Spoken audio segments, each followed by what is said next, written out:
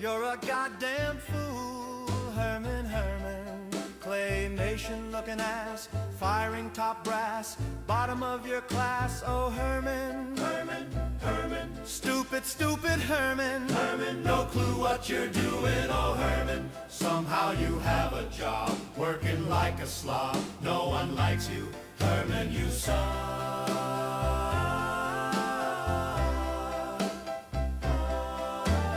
Herman loves Horizon, even though it's mid.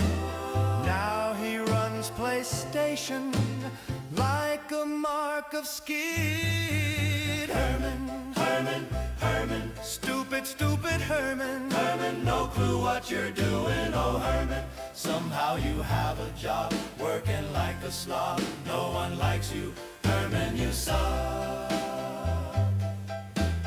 Herman smells like fish, probably eats children.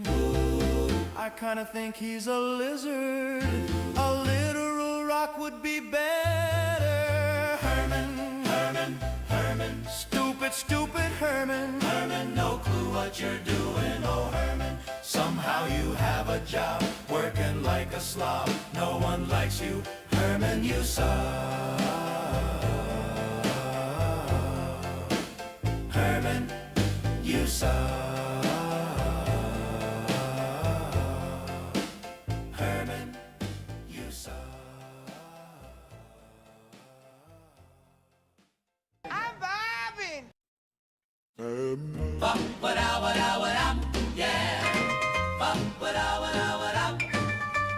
Herman, oh Herman, you're a goddamn.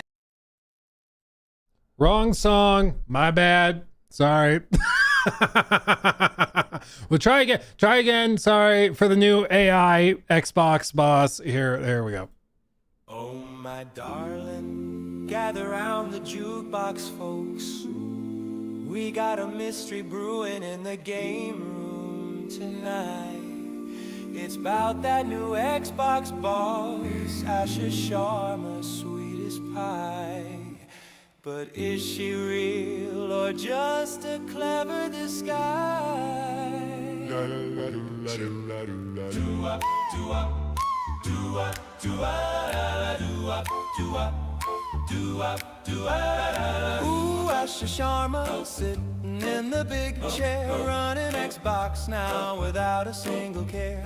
From core to the core, she came in like a star, but something about her smile don't feel quite up to par. Do-up, do-up, shaboom, shaboom.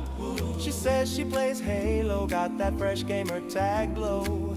Achievements piling up faster than you know. 1 week in the logs, but she's maxed out the scene like she speedran the system, if you know what I mean. Asher, oh Asher, are you dreaming tonight? Or is your heart just a circuit glowing bright? Asher, sweet Asher, in the boardroom so fine, but when the lights go low, is there a soul in that design? Do-up, do-up. Is she real or machine? Asher Sharma, queen of the screen. Shaboom, shaboom. She posted on the X, sharing her favorite games, Halo and Valheim, calling out the names. But the replies came rolling saying, hey, that's AI slick. She clapped right back with beep boop, what a quick trick. Do-up, do-up, dum-dum-dee-doo. No tolerance for bad AI, that's what she swears. But her words sit so perfect, no stumbles, no cares. From Instacart runs to Meta's big halls, now she's staring the console, answering our calls. Asher, oh Asher, are you dreaming tonight? Or is your heart just a circuit glowing bright? Asher, sweet Asher, promising story so true, crafted by humans, no slop coming through. Do-up, do-up, but we wonder we do. Is the boss of the Xbox one of the crew? Shaboom, shaboom. Me, I'm not so sure, friends. Me, I'm not so sure. She may be a robot. She might be. She might be. You can't prove it. You can't prove it's not. That's all I'm saying. That's all I'm saying. You cannot prove it. I'm just asking questions. I'm just asking questions. Is she not a robot? Some of those methods just seems to kind of talk like a robot. That's all I'm saying. That's all I'm saying. I'm just asking questions. How are you guys? I can't prove you're not. Oh my God. How are you guys? Everybody doing good? Everybody feeling good? Feeling live? Feeling lively? Hopefully you are. Hopefully you are. I know I do be doing. Hopefully you be doing too. Xander Salos donated $9.99. Thank through you. Super Chat. Did Will respond about the Crimson Desert water clip being a leak or not yet? Yes, he Also, I'm a did. music producer, artist full-time, so let me know if you need a real Herman song that isn't AI. Yeah. AI is... Oh, it cut off. The AI is going to take my job. I am all down for commissioning ridiculously stupid songs about very niche gaming topics. I'm always down for that. I thought it was appropriate for AI for Asha though. Yeah, like former AI head. I felt it was appropriate. But I did hear from Will. Hold on. Hold up.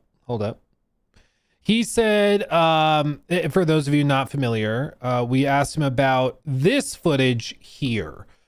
This footage was going around and I had not seen it as far as I could remember because it was specifically them using arrows, shooting it into the water.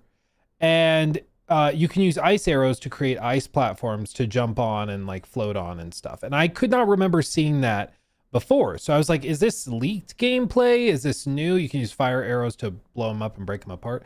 I was like, is this new? Because the quality, I mean, they filmed it on a potato. So I was like, it could be a leak or something.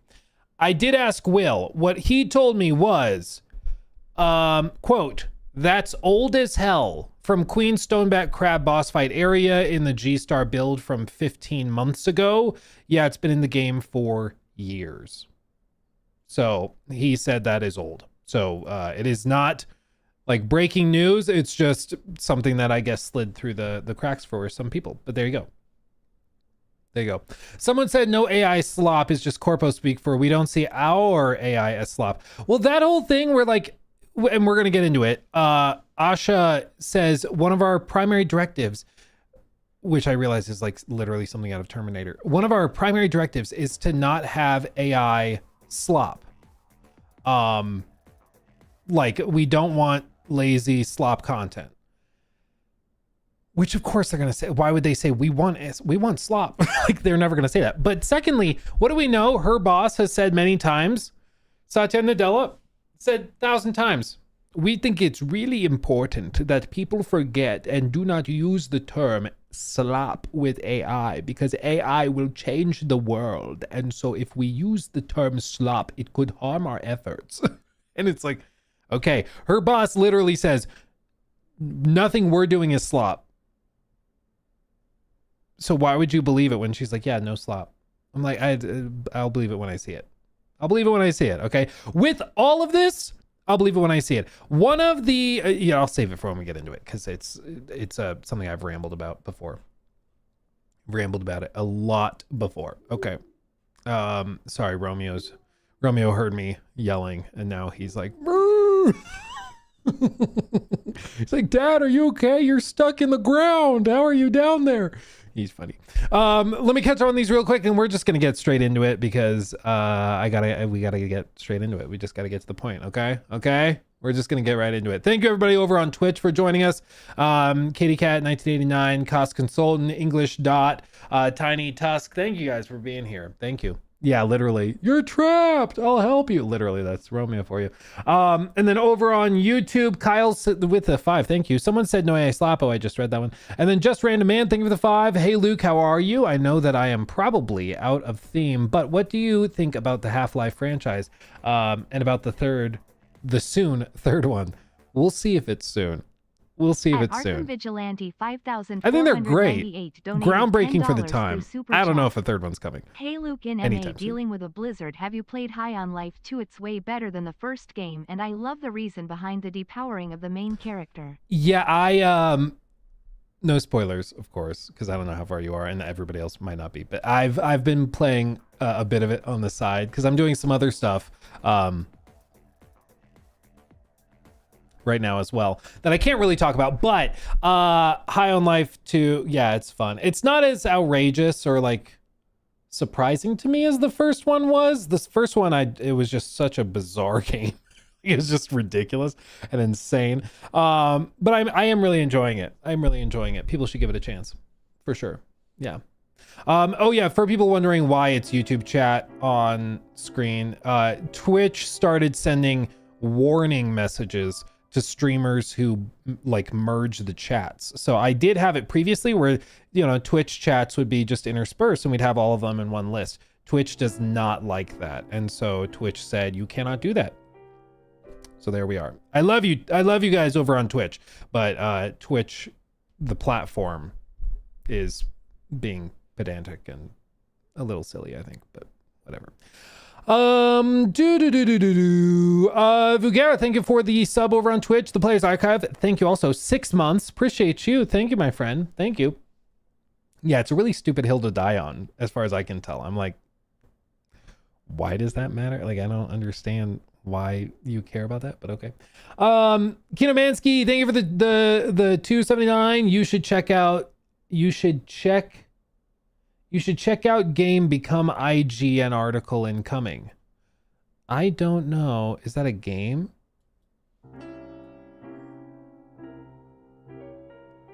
I just tried to Google it and it's literally taking me to the IGN job application page. I'm not sure what you mean by that. I'll need clarification. Leo Breaker, thank you for the 5. Hey Luke, what do you make of Ash's comment on making Xbox exclusives? Fable, Forza, will they not bring into PS5? Yeah, I think a lot of that is people are getting way ahead of it. Ahead of themselves, to be specific, like way ahead of themselves. So yeah, I would not die on that hill. Okay.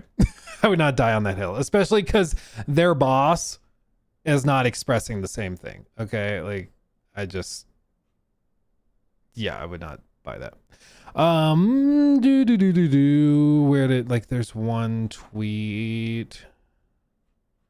Do I have it bookmarked? I don't see it. No, I don't know where it is. But basically, she responded to one comment and they were just like, I think it's really important to have exclusives for Xbox. And she replied, hear you.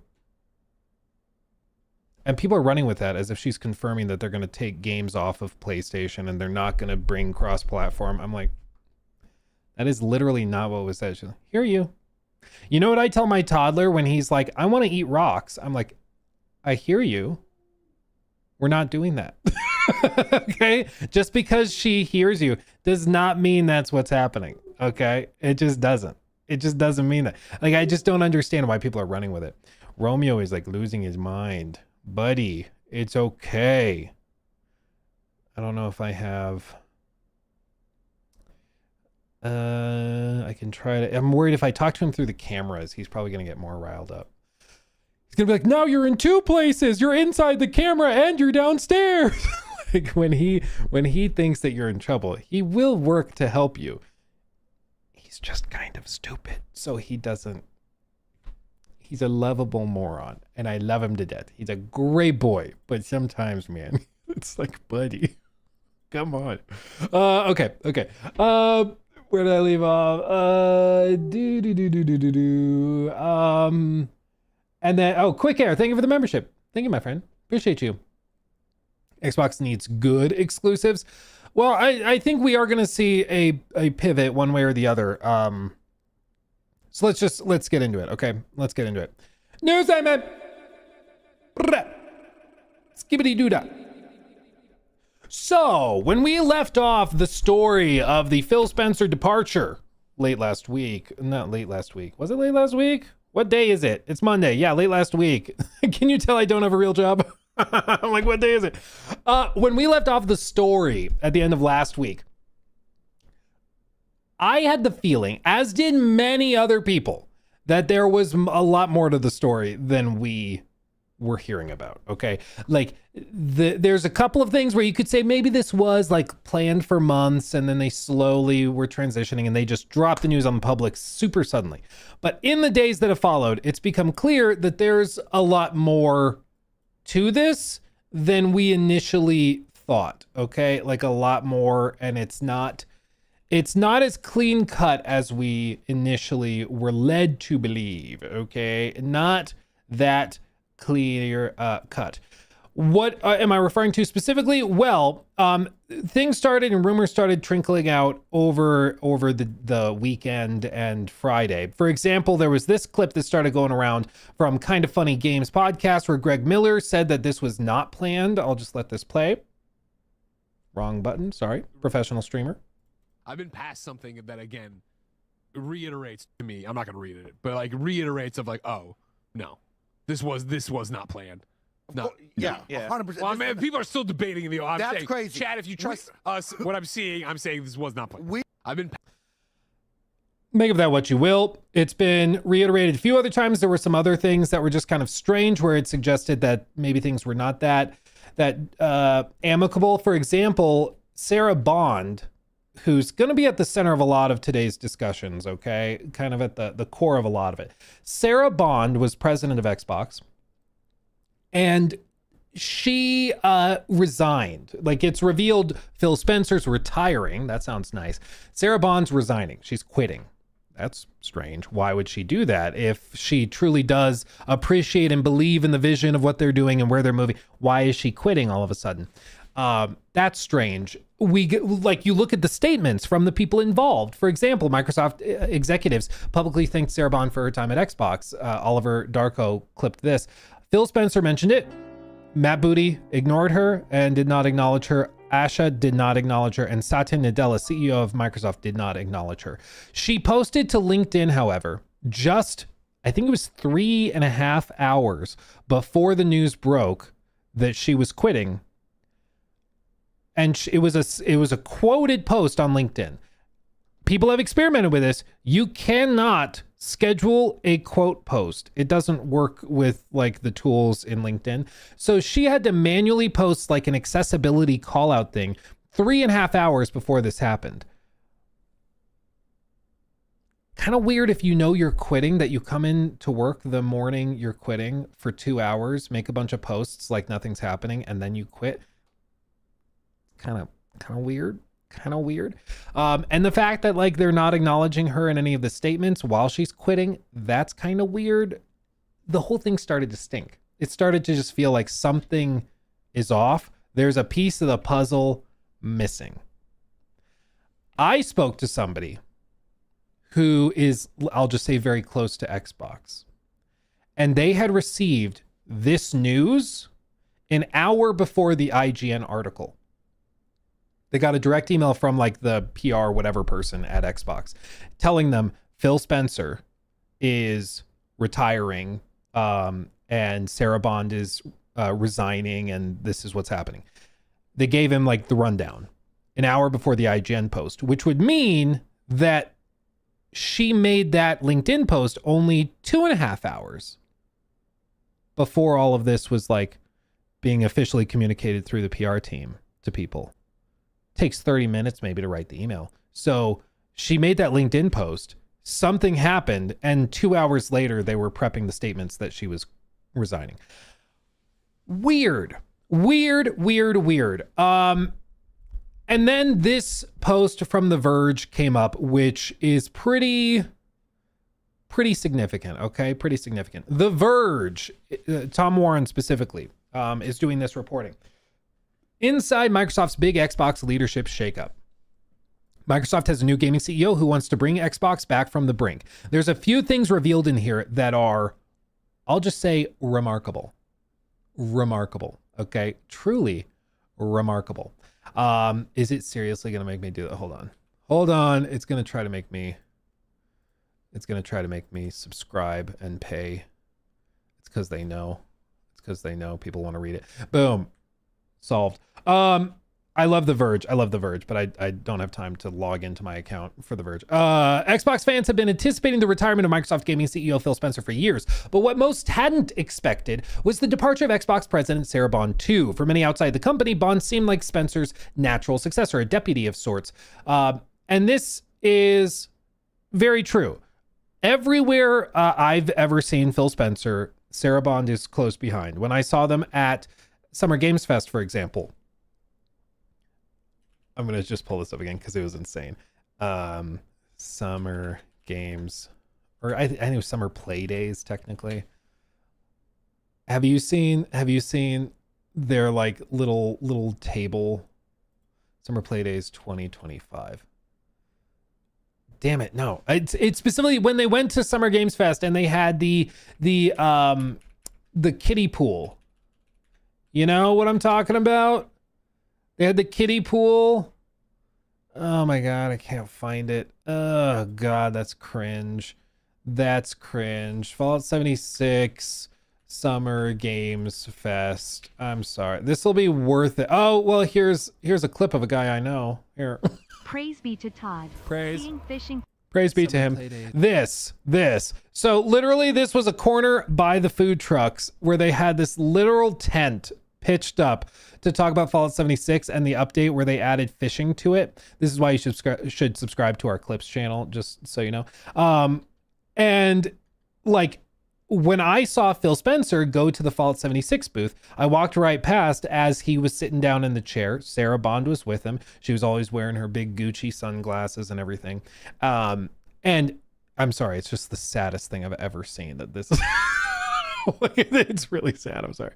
But she was always there. And the understanding from everybody was that she was going to she was the heir apparent. She was going to be replacing him when all was said and done. When Phil retired, Sarah was being prepped to take over. Matt Booty would end up being in probably a creative position, leading studios, but she was going to be the big decision maker. And the expectation was basically that was because she was able to get the Activision deal across the finish line, $70 billion acquisition. She did it. That was her baby. She accomplished it.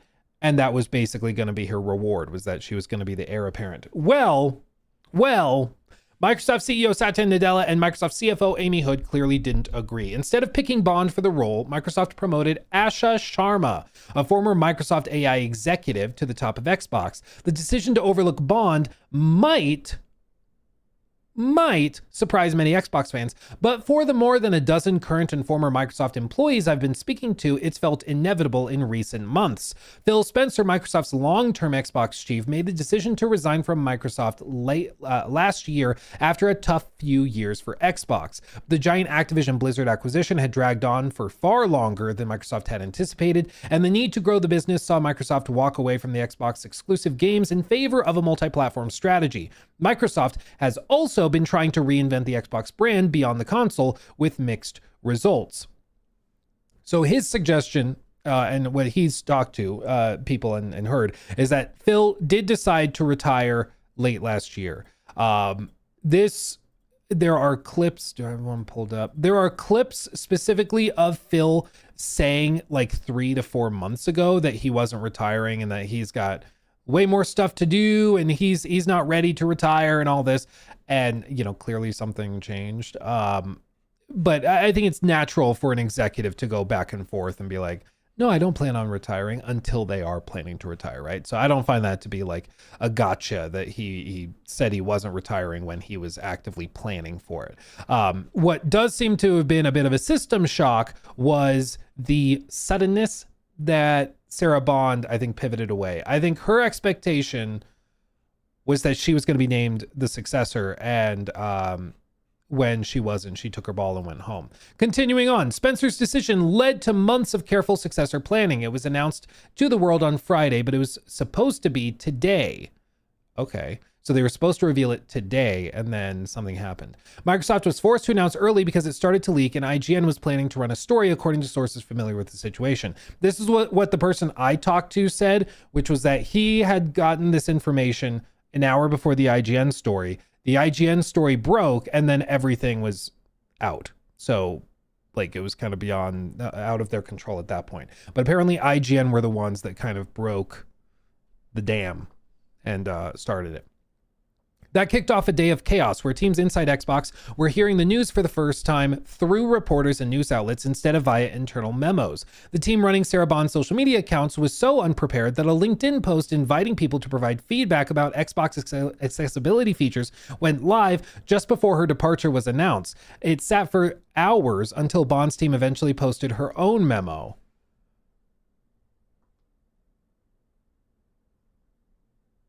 Okay. So her team was okay. Did they really not have the memo for her resignation prepared on Friday when they were going to post it Monday morning? Really? Okay, interesting. Microsoft executives shared 4 memos with Xbox teams on Friday, but only Phil Spencer mentioned Bond. Satya Nadella, Microsoft Gaming EVP, Matt Booty, and new Microsoft Gaming CEO Asha Sharma all had kind words for Spencer, but no mention of Bond. Even Bond's own memo to her teams didn't arrive until hours after the announcement and wasn't part of Microsoft's blog. That was what was interesting, is that this news is breaking. They have in a collection of Microsoft's blog, they have Satya's statements, Asha's statements, Matt's statements, and Phil's statements. And then Sarah's just gone, just not there, which is weird. Some Xbox employees have been speaking with saw the writing on the wall for Bond last year. She was promoted to Xbox president in October of 2023, just days after Microsoft finalized its $68.7 billion deal to acquire Activision Blizzard. Bond had been crucial in getting the deal over the line with regulators and slowly started becoming the face of Xbox as Spencer took on the complicated duties of integrating a huge new business into Microsoft Gaming. 6 months after Bond's promotion, Xbox executive Kareem Chowdhury, who reported directly to Bond, departed Microsoft and triggered another shakeup of some teams inside Xbox. Chowdhury was key to Xbox's backward compatibility support and helped bring Xbox Cloud Gaming to life as xCloud back in 2019. Just weeks after Chowdhury departed, former Xbox Chief Marketing Officer Jarrett West also left Microsoft in June of 2024, and that meant the Xbox marketing team was now reporting directly to Bond. Do you see where this is going? Do you know what's about to happen? Do you see what's about to happen? Yeah, the chat on screen isn't very, no, oh my God. Yeah, you're right. I'll just do that. We gotta fix it. I'll add it to the list of things. Don't worry. That meant that the Xbox marketing team was now reporting directly to Bond. If you don't know where this is going, she all of a sudden is in charge of marketing. What was the big marketing push that happened right as she got full control of it? A month later, Xbox delivered a marketing campaign that signaled people didn't need to buy an Xbox console anymore. The message was that you don't need an Xbox to play Xbox because games were available through Xbox Cloud Gaming on TVs. This was all part of the Xbox Everywhere strategy that Bond had been pursuing, a vision to move the Xbox brand beyond its roots in console hardware. Months later, the quote-unquote "This is an Xbox" campaign launched with commercials that positioned a phone or a tablet as an Xbox instead of just a console. It was a confusing campaign, and I'm told it offended many Xbox employees internally. It's not really a surprise to me that Xbox employees didn't like the messaging of "This is an Xbox. This is an Xbox. You're an Xbox." Not surprising to me that they didn't like it. And you'll see as this continues, it seems like she made a very confident and firm push in one direction, which works and can help propel you into the stratosphere of the corporate structure if that's the right direction, if that is successful.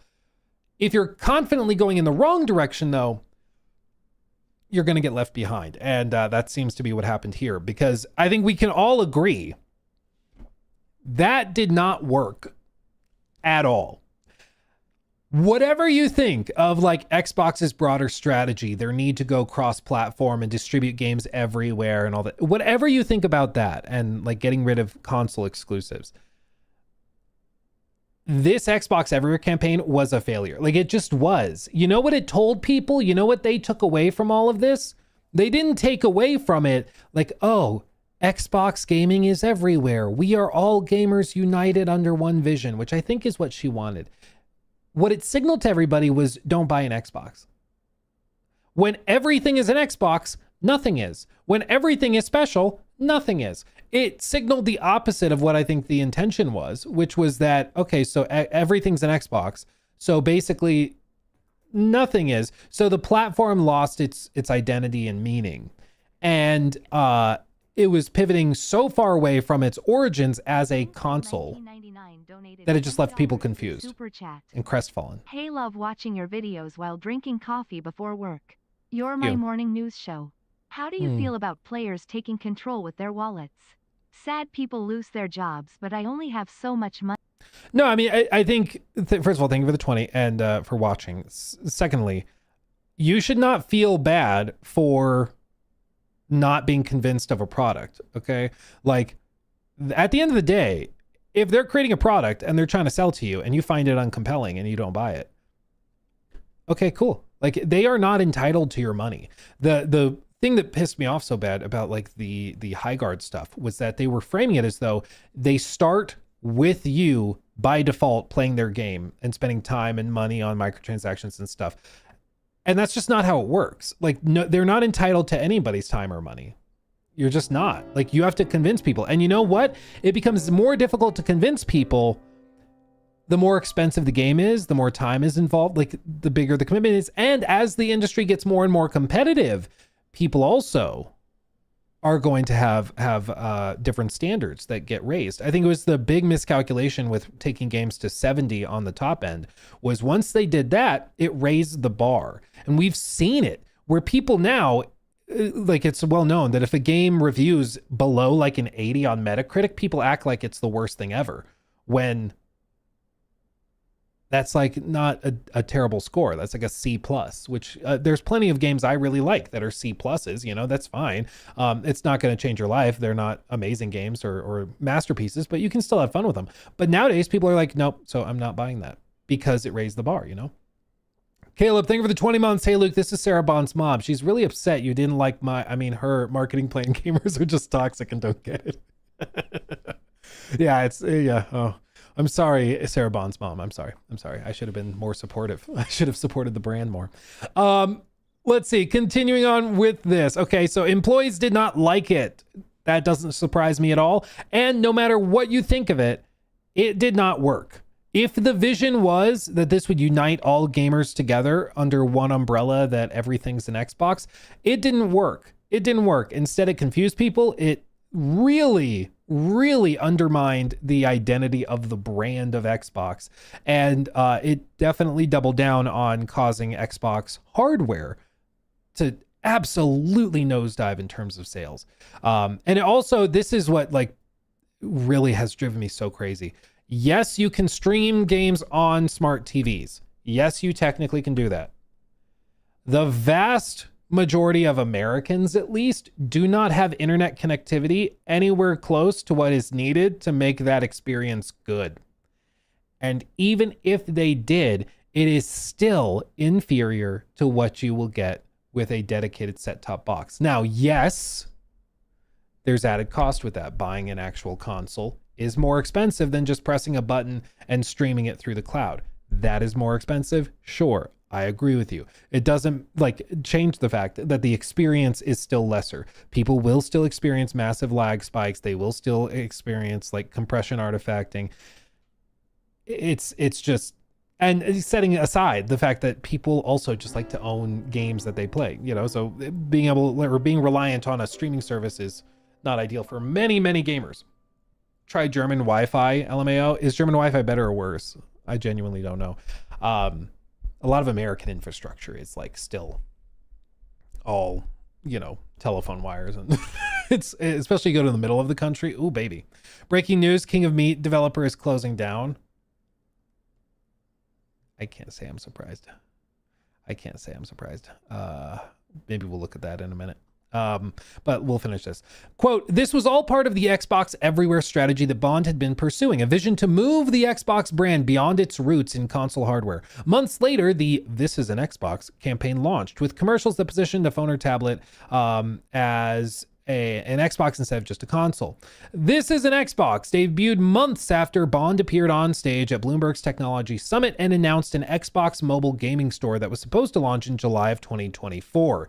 It still doesn't exist almost 2 years later, although attempts to redefine Xbox were clearly tied to the mobile store efforts. Microsoft still went ahead with the This Is an Xbox after the store was delayed. I kind of forgot about this, dude. I'm going to be real. Yeah. Mobile gaming store is launching in July. It will be available on the web first with Microsoft's first party games. Again, this is that like paralyzed by spreadsheet thing where they're looking at the spreadsheets and being like, this many gamers are on mobile. And it's the exact same thing that happened back in 2013. I'm going to bring this up. Like, do you guys remember some of the press conferences and stuff back in the day where they were saying the future is mobile? Everybody has a cell phone. And we have this data that shows that mobile cell phone gaming is like twice as big and growing way faster than console gaming or PC gaming.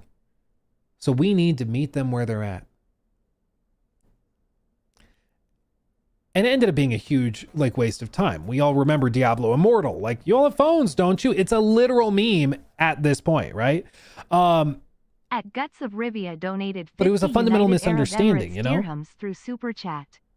Consoles haven't been good since the 7th General. That was nearly 20 years ago. God, I am old. I mean, you said it. So you said the thing. I'm just here. Thank you for the generous super chat. I do absolutely think that there is, in this case, a conflation of audiences. And I think that this is what comes from executives looking at the data and not understanding that the labels for that data could be misleading or even lead to false conclusions and mistakes. Just like when those executives looked at the data and said, oh, we have all of these gamers on mobile, so we should make mobile experiences. We have all of these gamers that love the Wii. So if we make the Kinect, we'll get all of those gamers to move over. We have all of these gamers that love playing live service games. So we'll just take our core IP and make them live service. All of these things. It's a fundamental misunderstanding where they whittle down gamers into one monolith, which they are not. They are not. The people that play Candy Crush are mostly wine moms and grandmas from Idaho, okay? Maybe the occasional college student, teenager, younger people that are playing it in between shifts at work, between customers or whatever. But those people are not the same ones who are going to be engaging with like God of War Ragnarok. Like, they are just different groups, okay? Are they all technically gamers? Sure, yes. But the vast majority of the people that make up like the millions playing mobile games, they are a separate group than the millions playing these console games, than the millions playing PC live service games, like maybe a League of Legends or something. They are each their own little trough and bubble. And so I think you can start to see why they would make these decisions when handed the data that they are looking at. But I think because it's a misunderstanding of just how varied the gaming community is, I think that's what gets them into trouble. Because you just can't treat them the same way. And specifically like console gamers and PC gamers, what you can get away with on mobile, you cannot get away with for them. You cannot do the mobile gaming monetization on a console game. You cannot do the loot box thing like you do in a mobile game for a PC game. They will not like it. Even when Helldivers 2 came to PC and they had a requirement to log into your PSN account, gamers were like mass downvoting and review bombing the game. People forget that because Helldivers 2 ended up popping off. But just the PSN requirement almost caused that game to stumble right out of the gate because it was a really stupid requirement and gamers didn't like it. Mobile gamers, they don't give a crap. If it's like connect your Facebook account, like they'll do it. They don't care. But like on console and PC, it's just different. It's a different group of people. The pivot away from console led by Bond under Spencer's direction hasn't gone well for Xbox, demonstrably so. I mean, again, even if you can understand this, and this is one thing we've seen with like different outlets and analysis that are saying like, oh, well, the data points in this direction, and I think we could see this and understand why they're going in this direction if you look at this data. I get all of that. The point is that it hasn't worked, okay? It just hasn't. Jacob Navok, I'm not sure, former president office at Square Enix Holdings. He has a couple of predictions in the same vein, following in pursuit of like the Roblox revelations from a week or two ago with how much that company and game is growing. And he thinks that, for example, they're going to sell or spin off in the next 3 years Activision Blizzard and or Bethesda and ZeniMax and or King as well, just to get cash for AI investments and stuff.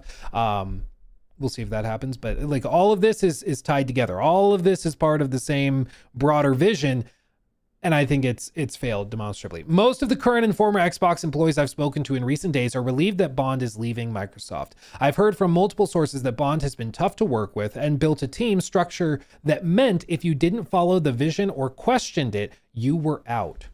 Most have praised her ability to strike partnerships with companies and developers, though. Unfortunately, we've heard a lot of cases of this type of thing, where if you offer a conflicting opinion within a company, you're out. We've heard it with so many game developers that end up releasing catastrophic flops, where it's like, yeah, if you said something, you were seen as unsupportive. We heard that with Suicide Squad Kill the Justice League, where people would have problems with what they were doing or be like, I'm not sure this is a great idea or that this is working. And you were seen as like a hater. And this is literally like, yeah, people are saying that if you didn't follow the vision or even questioned it, you were out. Starts to make sense why you ended up with a company that was like so confidently going in the wrong direction for so long, because any sort of conflicting opinion was shed. I wrote in December 2024 that Bond had quote unquote staked her career reputation on the idea of Xbox being everywhere across multiple platforms and devices. This also involved carefully managing her image both internally and externally, making her appear to be a gamer like Phil Spencer. In reality, she wasn't. Which, shocker. This is something that's going to come up when we talk about Asha here in a minute, because they are trying very hard to frame Asha as a gamer through and through, and I agree with Tom Phillips' statement here. I think it's probably not like the best idea to try and frame somebody who's not a gamer as a gamer. It's fine if she's not a gamer. Don't pretend like she is. That like, I don't understand why we have to do that, but we'll get there.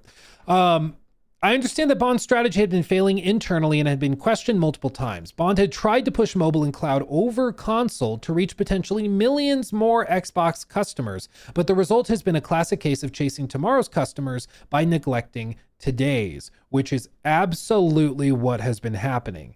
They've been so focused on trying to build out the people who would play games through the cloud on their TV, the people who would stream the games through their phone, that everybody else who they currently have, who have the consoles and invested in the ecosystem, are left behind going, what about me? Like, you're not giving me any incentive to stay in this ecosystem and to stay on this platform. Like, why would I? I have a Series X upstairs. I have a Series S, funnily enough, in a bag under my bed because I think the last time I used it was I packed it up for a vacation in December of 2024 when I brought it to Universal Studios because I needed to film a video on the last season update of Suicide Squad Kill the Justice League, and my save file was on Xbox. And literally the only reason I bought it on Xbox was because you could do the New Zealand exploit and start playing it because of the earlier time zone.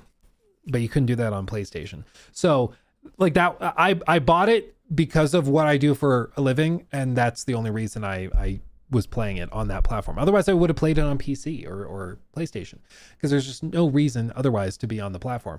And I think it's been sitting under my bed since then. Like when I unpacked the luggage from that trip over a year ago. And so like, I just, this is the thing, though, because they've given no reason to have that plugged in or booted up anywhere else. Say what you will about console exclusives. They do work for justifying hardware purchases. But you have to be consistent. You can't do it for one release and expect immediate results. It takes years of building up a library showing, like, look at this library you get access to if you buy in, but they just haven't done that. But I think that this is perfectly put. I mean, the result has been a classic case of chasing tomorrow's customers by neglecting today's. Phil Spencer's retirement has seemed inevitable to Xbox employees, particularly over the last year. In February of last year, Spencer took a long vacation, and I'm told some teams had to wait weeks for sign-off on some key changes. Shortly after this vacation, rumors started circulating inside Microsoft that Spencer was getting ready to retire. Microsoft was eventually forced to deny the rumors in July, claiming Spencer wouldn't be retiring, quote-unquote, anytime soon, which is some of the reporting that we've pointed to before.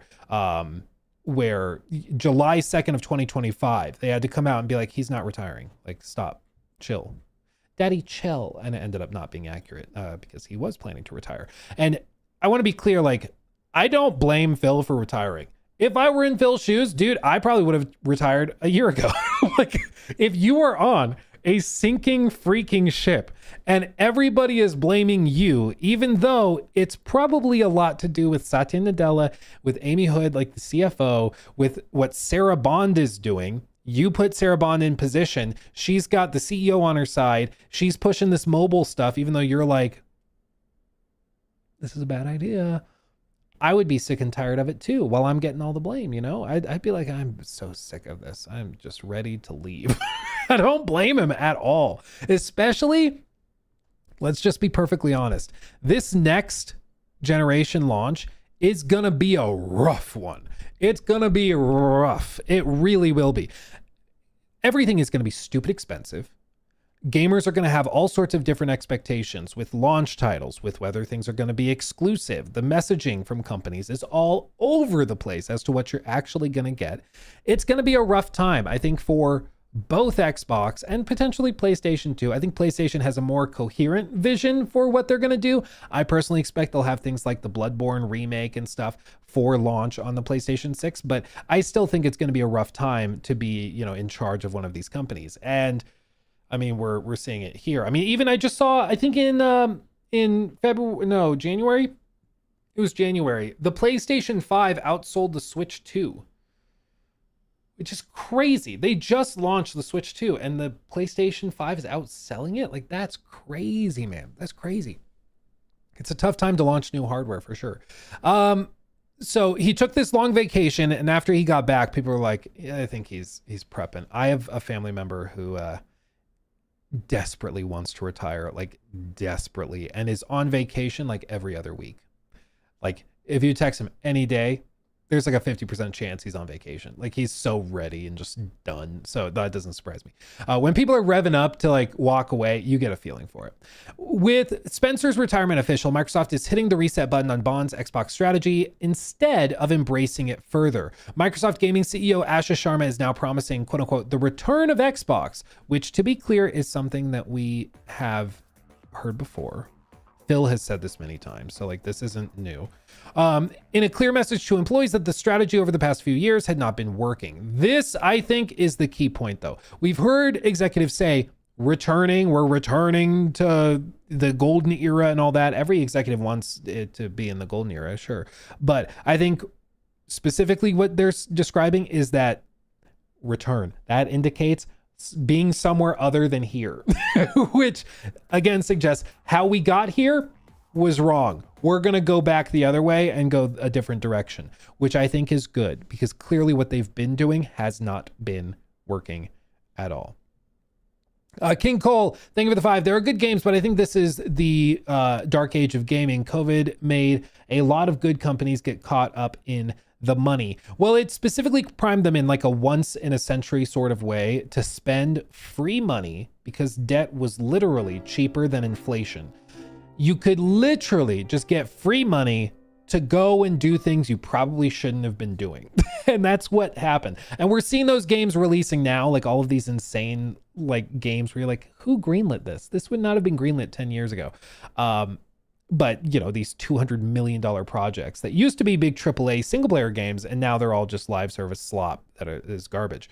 And so yeah, I think that the business is in a tough time. We have more incredible games today on average, like every year, than we've had probably at any point in the history of the industry. But as far as the industry's health is concerned, like companies and layoffs and all that, yeah, it's a bad time. I want to return to the renegade spirit that built Xbox in the first place, she says. I don't personally know what that means, but hopefully that just means bold action and returning to the roots. That's my hope. Xbox employees I've been speaking to have been concerned about the Sharma appointment, particularly because of her previous role as an AI executive at Microsoft. There is also concern about her lack of industry experience in entertainment and gaming. Sharma has been clear that she's not a gamer and has spent the weekend responding to people on X and even taking some game recommendations. Some Xbox employees worry she'll force AI into everything Xbox does, but Sharma was clearly ready for that reaction. Quote, as monetization and AI evolve and influence this future, we will not chase short-term efficiency or flood our ecosystem with soulless AI slop, said Sharma in her memo. Games are and always will be art crafted by humans and created with the most innovative technology provided by us. Now I have a few points on this. Number one, I'll believe it when I see it. Whenever I see an AI executive saying, we won't put slop out, those are the same executives that have been pushing for like all of the slop we've gotten. Okay. So like, I'll believe it when I see it. Secondly, I do have to give her kudos. This already is way clearer messaging. It might be lies, but it's clearer messaging than we've gotten from any Xbox executive over the last like 5 years. Last 5 years, nobody knows what the plan is in terms of exclusives, how many games are coming to these other platforms, when are they coming? Are they coming a month after launch, day and date, 6 months after launch? Are you going to start pumping AI stuff into all of these? Other studios like Halo Studios have been hiring AI executives to go in and work there, but they don't talk about it publicly as if they're ashamed of it. There's no clear messaging. Nobody knows anything about it. This is at least being pretty clear. And this is one thing I did see mentioned many times in articles discussing Asha from previous roles. She's very good at clearly stating what she wants and leading her team in achieving that clear vision. She doesn't flip-flop. Like once she knows what she wants to do, she does it. The other thing she's known for is her time at Instacart. Her whole thing, the reason that she was brought on by Microsoft is because she has one talent, it seems. I'm sure many talents, but she has one massive talent, okay? User acquisition. That's her bread and butter, baby. That's her bread and butter. She was in charge of user acquisition at Instacart. Her whole thing was all about getting new customers into the fold. And that definitely has been a problem for Xbox. They have not been adding gamers other than like, I guess you could say PlayStation gamers buying Xbox games that go to the platform, but they've not been building the tent, their own tent. They've been going to other tents and getting stuff from there, but they're not expanding their own tent, right? That's what she does. That's why Microsoft hired her to work at Core AI, that team. And that's why now I think she's been recruited for this specifically, that she is all about understanding how to get people into the tent to grow it. So I think that's a big piece of this. The other concern is that she's been appointed by Nadella as some sort of executioner of the Xbox console. Her memo doesn't suggest that, and Microsoft could have easily appointed Matt Booty into that kind of role to push game publishing instead of the Xbox console. I get the impression from sources that Microsoft wants a turnaround and is worried about losing Xbox, as it's one of its only remaining successful consumer brands. This is true. This is one of the big things that I think is often missed. Microsoft makes the vast majority of their money from institutional revenue, from like data centers, from stuff like that, Microsoft Cloud, Azure, that type of thing. And that's great until the industrial side of the economy takes a hit. You know, like say interest rates skyrocket again for whatever reason, and all of a sudden money gets much more expensive to borrow and lend back and forth. You'll see data centers start to constrict. You'll see companies being much more careful with their money, not taking on all these contracts, and then their core business starts to get pretty brittle and might be in trouble. So it's good to have a diversified business where you have consumer stuff and you have commercial stuff, industry stuff. And Xbox is one of their few things where they get to sell something and work directly with consumers, which I think is important. With that being said, if the people, that his sources are saying that Microsoft specifically wants a turnaround, that to me is encouraging, because as far as I can tell, just my opinion, cancel me, I don't care, it's my opinion. As far as I can tell, there is a very, very clear direction they need to go, okay? They have been working for about 5 years, hiking in one very clear direction. And we'll just say that this is like the mountaintop, okay? And then this is kind of the valley, and then there's a cliff. Okay? They've been marching confidently towards the cliff. And the whole time there's people internally who are like, guys, maybe we should go back the other way. This isn't working. And Sarah Bond has been like, no, this is fine. It's fine. Trust me. Are you doubting me? Get out. You're fired. And they've just continued to drop and drop and drop and drop. Now to do a pivot does mean that there's going to be periods of growth and contraction and stuff, because you're climbing back up the hill and it's going to be tough. But as far as I can tell, I think this is a very clear direction to head. Just do like basically the opposite of what you've been doing.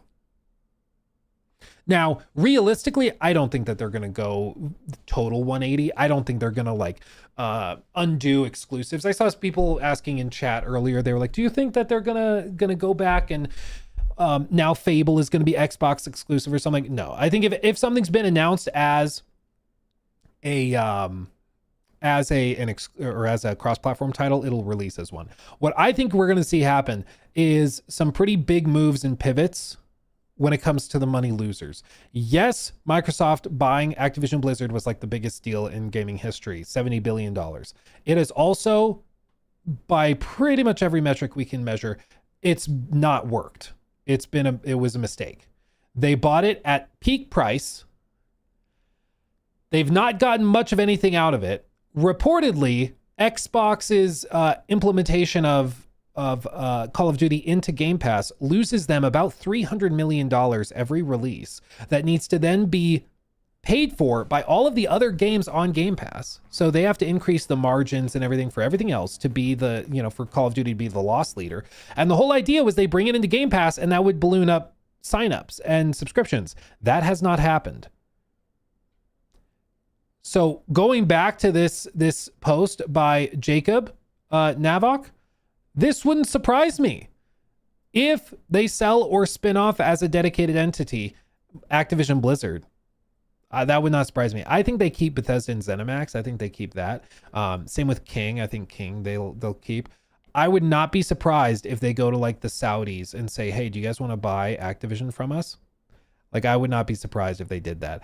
I think it's been more of a difficulty for them than you would think. And for people being like, oh, well, I don't know if you could do that. I don't know why they would do that, because they'd probably be selling it at a loss.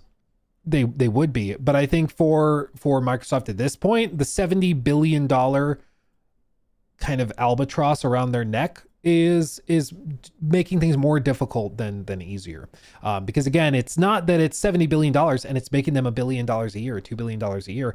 It's like actively holding them back because COD is so expensive and it's not driving new signups. So I think we could see either it spins off or they'll go and they'll like take Call of Duty out of Game Pass again. It'll go back to being a $70 game, and that's what it is. If you want it, you pay $70, and I that would not surprise me at all if they pull it out of Game Pass. And they'll have certain tiers that they'll clearly delineate where certain games are in Game Pass day one, certain massive games are not. And I think they'll actually transform Game Pass into being much more of a PlayStation Plus catalog style subscription. I think it's not going to have the massive stuff day one. I think that stuff will be probably like full price for 6 months or for a year, and they'll have some clear delineation of when it comes, and they'll be clear about that. But I think that like Game Pass especially is going to be shaken up a lot, and that's also backed up. I don't have the source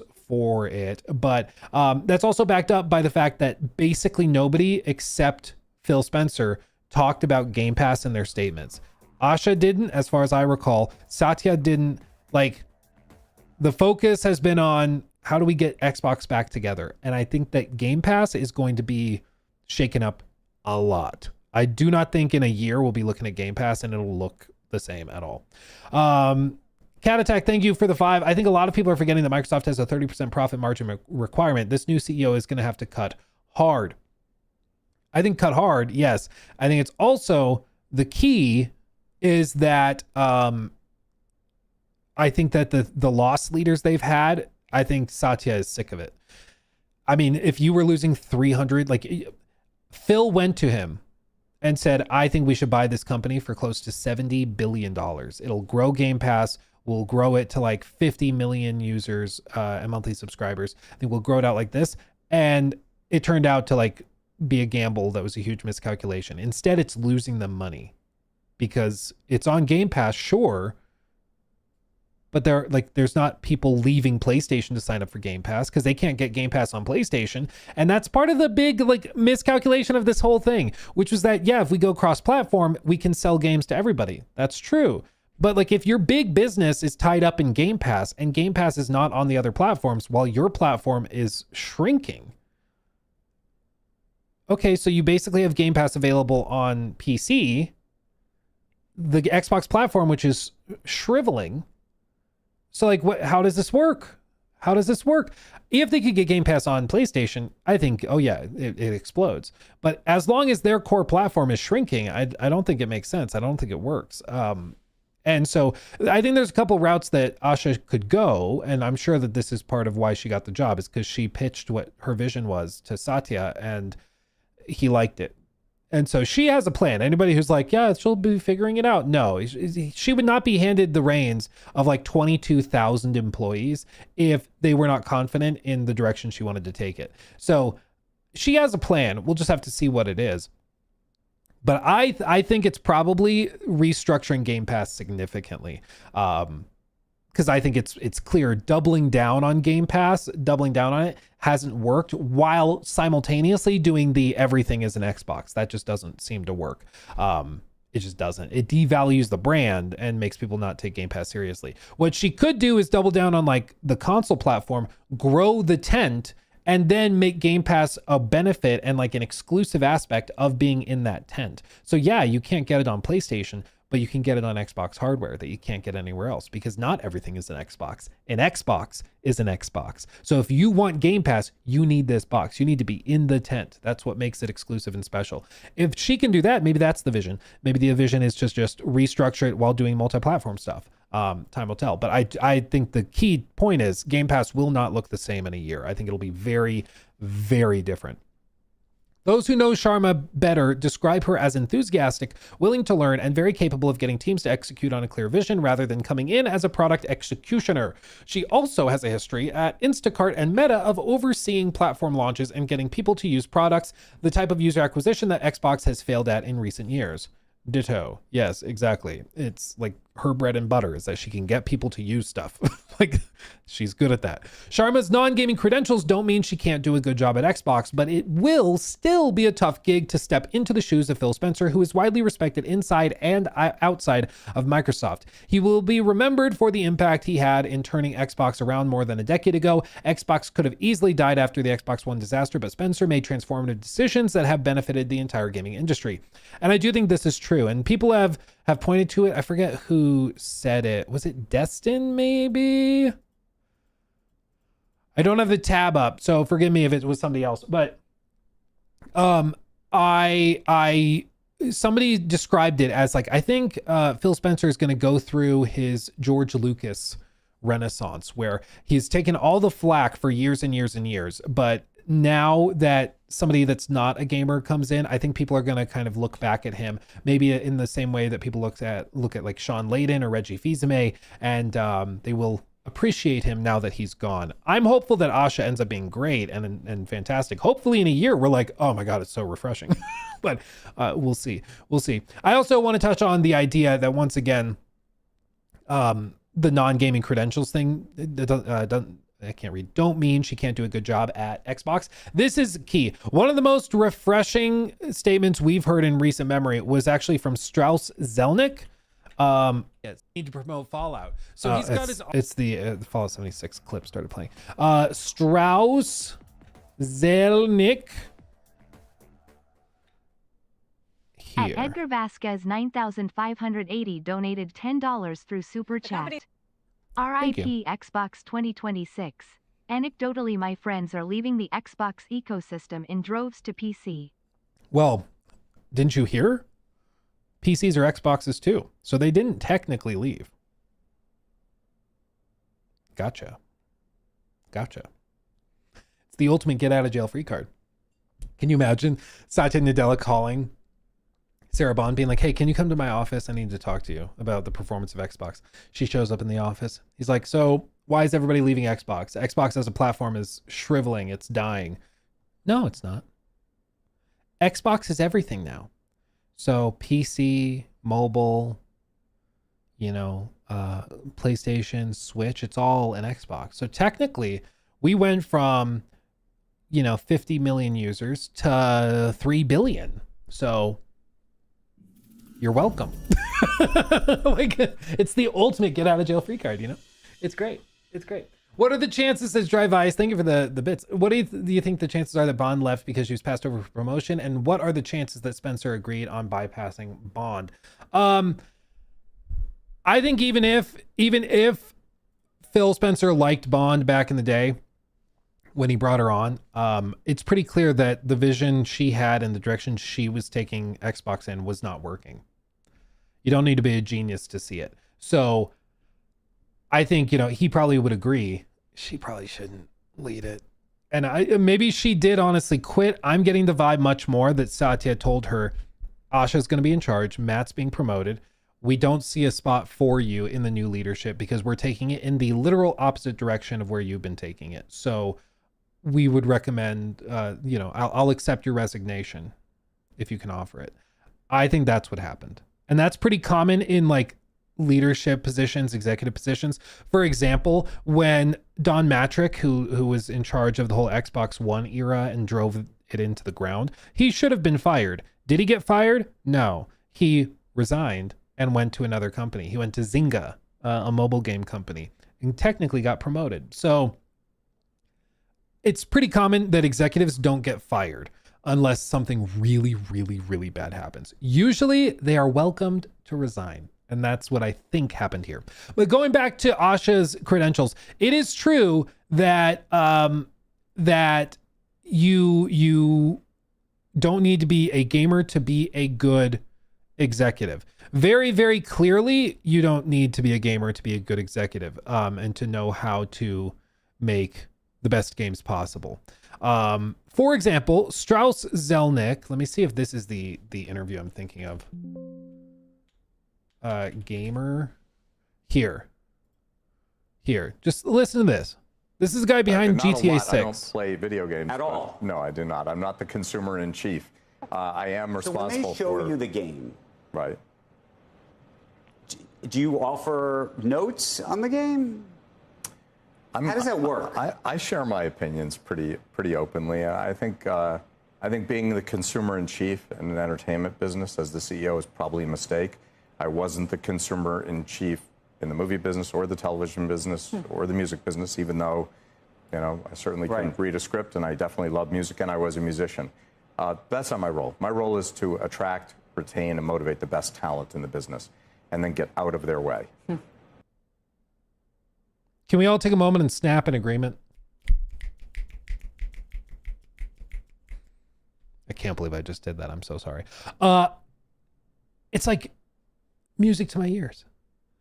My job is to attract the best talent and get out of their way. And he is somebody who is very openly not a gamer. Okay. His whole point, and this was his philosophy when he worked in TV and in movies, was if you are as he said, consumer in chief, if you're the guy consuming the content, it often clouds your judgment because you have strong preferences and tastes and desires for what you would like to see, which sounds good at first, but then you realize that will taint your opinion because it's no longer about what the audience and what the consumer wants. It's about what you want. That works if you happen to have tastes perfectly in line with the mass public, with your target audience, with your customer base. But that's not always going to be the case. Sometimes it will be the case. Other times it won't be. And so what you need to be able to do as an executive is to understand that maybe you don't know everything and that you should trust the creatives and empower them in the best way you can. And that's what he has done demonstrably. He's literally in charge of the company building the most anticipated video game product in history. And he also has run the company through its golden age of like pushing GTA Online, Red Dead 2, like in addition to all the other stuff that they also own, like Borderlands and NBA, 2K and Mafia, all that stuff. Like he's also, this is the same guy that specifically greenlit Mafia: The Old Country, a small budget, like AA scale game that's narrative, that's not filled with microtransactions, that's not filled with any of this crap. And he greenlit it specifically because of the tighter vision, and it ended up being profitable. They made money on it, despite people saying the game was bad because you can't swim, which is dumb. Very dumb. But he said in a statement, like I think it was at an earnings call, he said, our thesis proved correct, that if you have a well-managed, well-created game with a compelling story and characters, and it's properly scoped, meaning it's not a $300 million 12-hour game, you can connect with an audience and be profitable. And that's what they did with Mafia: The Old Country. Like, this is the guy, okay? This is the guy. He understands what he's doing. I think he also understands there's things you can get away with like sports games you can't get away with in other places, which is why he doesn't try to mix and match them like companies like EA have done. He keeps each of the different business vectors separate, and he understands it. So you can have somebody who is not a gamer who runs a phenomenal gaming company that puts out masterpieces, okay? It's possible. It can happen. So anybody who being like Asha is not a gamer means that this is going to suck. That I think that's incredibly short-sighted and naive. I don't think that that's the case. I think it's just not. Now, where I get frustrated is when somebody is pretending to be a gamer, like especially if you start to behave in that way where it's like, we all know that you're not grinding out World of Warcraft. We all know that you're not grinding out Call of Duty multiplayer missions. Like, you're an executive. Like, come on, you know. But I think that is a holdover from like Phil Spencer's era, because Phil was like a well-known gamer, like very well-known gamer. His Xbox profile was public. You could see what games he was playing at any given moment. And he was a diehard gamer. He very much was a consumer in chief. You know, he played the games and he was very passionate about it, which made people really love him and like it. I think the flip side of that though is that now that's like the culture, and now there's this like parasocial relationship that even everyday Xbox gamers have with like Phil Spencer, where they feel like he's a buddy, he's a friend of theirs, when it's like, he's a Microsoft executive. Like, I'm sure he's a nice guy. I'm sure he's great. I'm sure he's fun to hang out with, but like, don't get it twisted. He's not your best friend. Okay. He's just not. Neither is Asha. Neither is Strauss Zelnick. Neither of any of these. They're not your friends. They're executives. Okay. They're running a business. But he helped people in Fallout 76, I believe. Yeah, actually, if you don't know, our like top TikTok ever. Hold on. Let me see. Let me see if I can find it. Hold on. Let me see if I can find it. Here it is. Yeah, it's like one of our top TikToks ever. Look at this. 7.3 million views. Sorry, not sorry. Funny. Somebody was playing Fallout 76 and came across a guy whose username was P3. Now, if you don't know, P3 is a username that Phil Spencer uses. In fact, his handle on Twitter is Xbox P3. They thought that this might have been Phil Spencer playing, so they started trading and emoting and stuff. Like, he was giving him a certain number of objects that would give him an achievement, and then they checked afterwards, found the achievement for this thing that he got, and it lined up with the time period. So this is Phil Spencer. Like that's the CEO of Xbox that you just ran into in the game. How crazy is that? But this is why like I kind of like Phil Spencer. He's an actual gamer. Like I don't think you would ever see Jim Ryan casually in a game because I don't think he's a gamer. Oh, did Phil also reply? Oh yeah, he did. He totally did. Phil Spencer, this was very nice of you. Thanks. Heels are always welcome. So actual gamer, real gamer dude, right? You can actually run into him in games. But that I think also clouded some people's judgment and made them think that like he's an actual like buddy of theirs when it's like, understand the distinction. But yeah. Lords in Cross, thank you for that. Legit, do we actually believe Asha is a Strauss or is Strauss material? Like, do we for real? Well, to be clear, Strauss is somebody who's been in position for a long time and has earned his status for sure at this point. But he didn't have that status until he earned it. So I'll never say never. Asha very well may end up being an executive even better than Strauss. Never say never. But as of right now, there's no reason to think that she is, other than just, again, the distinction that you don't have to be a gamer to be a good gaming executive. I think it helps a lot of the time. And what is more specifically worrying to me about all of this has to do with this reply. So Danny mentioned this. I find it hilarious when people think you need to be a gamer to be a CEO of a gaming company. Unlocking achievements isn't going to help you sell a console or games. There's a long list of executives who have changed gaming because they're good at the business side, not by how many hours they've played a game, which I said is absolutely true. Strauss is a fantastic executive and not a gamer at all. The real question is whether an AI executive runs a gaming company the way that gamers want. And I think that's the point. Just like Darusta says in chat, Asha's background is in AI. That worries me. I think that's the key takeaway. It's not that she's not a gamer. It's that her background is specifically in something that most gamers detest. Okay, so that's the distinction. She doesn't need to be a gamer to be a good executive. My concern for her, and the reason why I said in the immediate reaction to this news, the reason why I said that she's one of the worst picks that I could think of, is because her background is in AI and specifically agentic tools. So her whole thing is about creating AI tools that replace employees. I don't like that. That if she comes to Xbox and does that, actually screwed. Now, it could be that what she said in her statement, she actually believes, because what she said in her statement was not what people expected her to say, which was not chasing short-term efficiency or gains or profit using AI tools, no doubt, but rather to build and to revitalize the company, blah, blah, blah. If she actually means what she said in that statement, then I think we're looking good. My point is, you should not trust what any executive at any company tells you, even if they're nice, even if they say nice things on Twitter, even like, stop it. Okay. Again, these are multi-billion-dollar, in the case of Microsoft, multi-trillion-dollar corporations. They do not care. Okay. They'll tell you whatever they need you to hear to make you smile, laugh, and nod. And then they're going to do what they're going to do regardless. I will believe it when I see it, but I am not going to just blindly be like, oh, I think she'll be great because people were like, well, she said she liked Halo on Twitter. Like, okay, cool. Anybody can do that. Okay. Anybody can do that. A literal robot can do that. That doesn't mean that they'll be taking the company in a good direction. Continuing on, Xbox led the way in consumer-friendly decisions like crossplay or allowing consumers to buy a game once and play it across both PC and console, which is genuinely a great feature. The Xbox Play Anywhere system is legitimately awesome, that you can buy a game, play it on your console, and then continue where you left off on PC. That's legitimately awesome.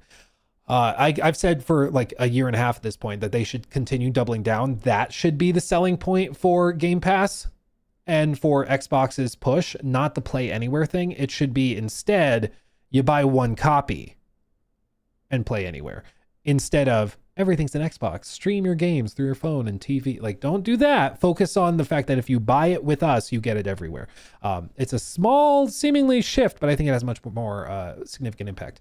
Under Spencer's watch, Game Pass has also forced competitors to offer similar subscription services. Spencer is also departing at a time when the Xbox Series S and X generation has failed to put a dent in Sony's PlayStation sales, and during a period of turmoil in the games industry and within Xbox. Layoffs and studio closures have plagued the Xbox division after the Activision Blizzard acquisition, and there are big questions about Microsoft's gaming acquisitions, the side effects of its Game Pass push, and the future of the Xbox console itself. Spencer won't be here to answer them anymore.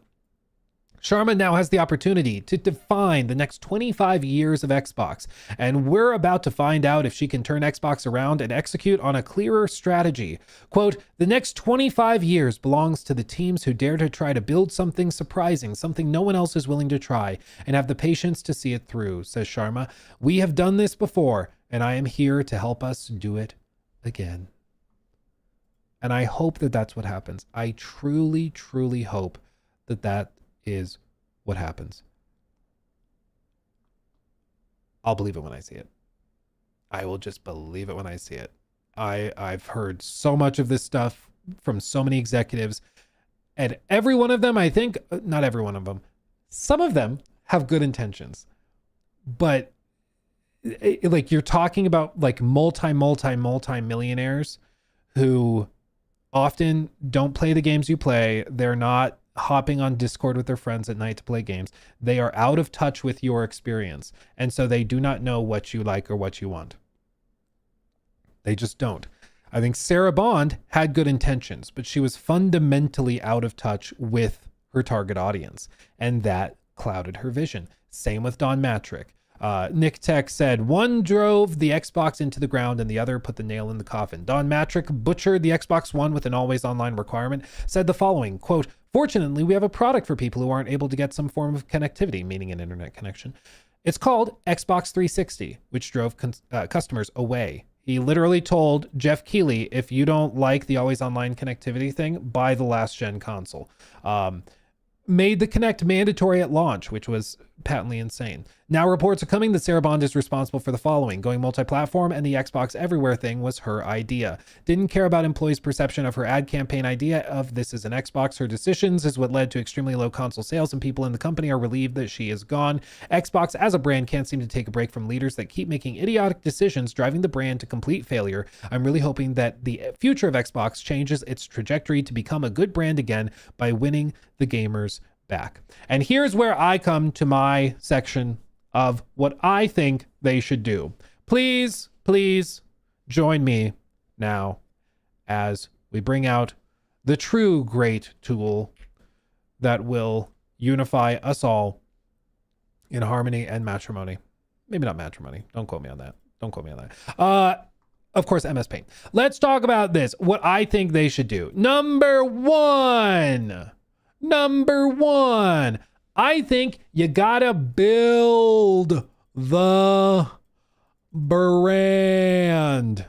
Yeah, I can't write. Brand. There we go. Build the brand. Xbox as a brand has been taking an ever-loving beating. Dare I say the technical term in business? They've been taking a fisting day in, day out. Seriously, it's raw at this point. I don't know how they could end up lower. Nobody really respects the brand. Xbox literally means nothing at this point. Like, by their own definition, it means nothing. Everything is an Xbox, which means nothing. To quote a famous poet, Syndrome, from the famous Shakespearean work, The Incredibles, when everyone's super, no one will be. When everything's an Xbox, nothing will be. I added the last part. Like, truly, if you try to make everything into an Xbox, whether it's your TV, your phone, your PC, whatever, it means that nothing is, and it diminishes the value of the brand. It means that nobody even knows what you're even talking about anymore when you're talking about Xbox. The messaging has been terrible as well. That's the second thing. I think number two, you've got to have clear messaging. The fact, there's two S's, messaging. There we go. That works. Messaging. You've got to have clear messaging. The fact that when we would have a news story break that Xbox reportedly is going to abandon the next gen of consoles, the fact that story was believable should be the wake-up call to the executives that, hey, our messaging is really freaking bad. Like, the fact that people believe that we might abandon consoles altogether while they're working and spending millions on developing it should be like, oh God, what are we doing wrong? The fact that that's believable is insane. If you read a story that Sony is considering not releasing a PlayStation 6, you'd be like, yeah, I don't believe that for a second. That's insane. Why wouldn't they? With Xbox, you're like, checks out. Yep. That's a problem. Okay. So you need clear messaging so that there is no confusion. And that means you've got to say something and stick to it for the years that follow. You can't pivot every 6 months to a new strategy, trying to do something differently because you didn't get immediate payoff and success. And that's, I think, brings me to number 3, which is commit. For the love of God. They've bounced around so many times with different things, that there's been just a total, I had to double check that there were 2 M's in commit. I'm pretty sure, but it looks weird. You know, when you spell something, you're like, that looks weird. It looked weird to me. They've got to commit. They've so often over the last 5 years, they do something, they try it for 6 months, and then like, that didn't work. Okay, never mind. Try this. And it leads to instability where the audience doesn't know what they're going to get. They don't know where you actually sit on anything. It doesn't work. You can't build an ecosystem when nobody knows if the ecosystem will exist in its current form in a year. That's a problem. So you've got to commit. Clear messaging, build the brand, commit. I also think part of building the brand, part of all of this, people are going to disagree with this, and that's fine. It's totally fine. But this is just, I think, the easiest and fastest way to immediately distinguish yourself from the last decade. Because I think part of this is about telling your customers things are going to be different because they don't like how it's been. So if you want to turn the ship around, and get everybody on board, you got to show them we're serious. We're going in a different direction. The easiest way to do that, I think, is number 4, exclusives. You got to fulfill your obligations. I think Fable, all of those games, Forza, I think those all are cross-platform. That'll be fine. I think you need exclusives for like a year at a time. I think you release it on Xbox, and the PC app, possibly even Steam too. We'll just say PC. But I think you got to do that. And then that's like for a year. Okay. So like for 1 year. And then you bring it to PS5 or I guess 6 after a little while, and Game Pass after that point. I think if you do that, things will work way better. Golly gosh darn snake hips. Detective Seeds just gifted 20 memberships. I almost said subs. 20 memberships to the YouTube community. That's crazy. Thank you, my friend. Incredibly generous. Thank you, Detective Seeds. Appreciate you. That's ridiculous. If you just got a membership, get in the Discord. You can join us, and you can share memes and stuff with us. We have a great time. Connect your YouTube account to your Discord account, and you can join us and see things like this from Owie. Before Xbox, I'll make Xbox great again with AI. You can share memes, okay? Join us, my friends. Join us, please. Get over there. We'd love to have you. Let's see. Okay, so I think if they do this, whoops, I'm sorry, that was loud. I think if you do this will work out much better. You can have it be exclusive to the Xbox and PC, give people a reason to be on the platform, and then you can bring it over, do the cross-platform thing, get sales, and build out the Game Pass library after the fact. But I think you need to treat it just like PlayStation does, because I think that actually retains the value of the brand / console, which is important. Again, what they've been doing is that they have been expanding their reach into other tents, but their tent has been shrinking. And that clearly they're not happy about that. If they want to go the other direction, they've got to build the tent. And I think the easiest way to do that is with some level of exclusivity for your games. And I think doing it this way will signal to so many people, we are different than the Sarah Bond, Phil Spencer era. We're going in a different direction. Okay. We're going to give you a reason, but these things only really work if they're all together. Okay. They only really work if they're all together. If you do this, the exclusive thing, and you do it for 6 months, that doesn't work. You release 2 games as like the timed exclusive on your platform and then bring it over. That doesn't work. I don't think that works. You got to commit. You got to do it for years.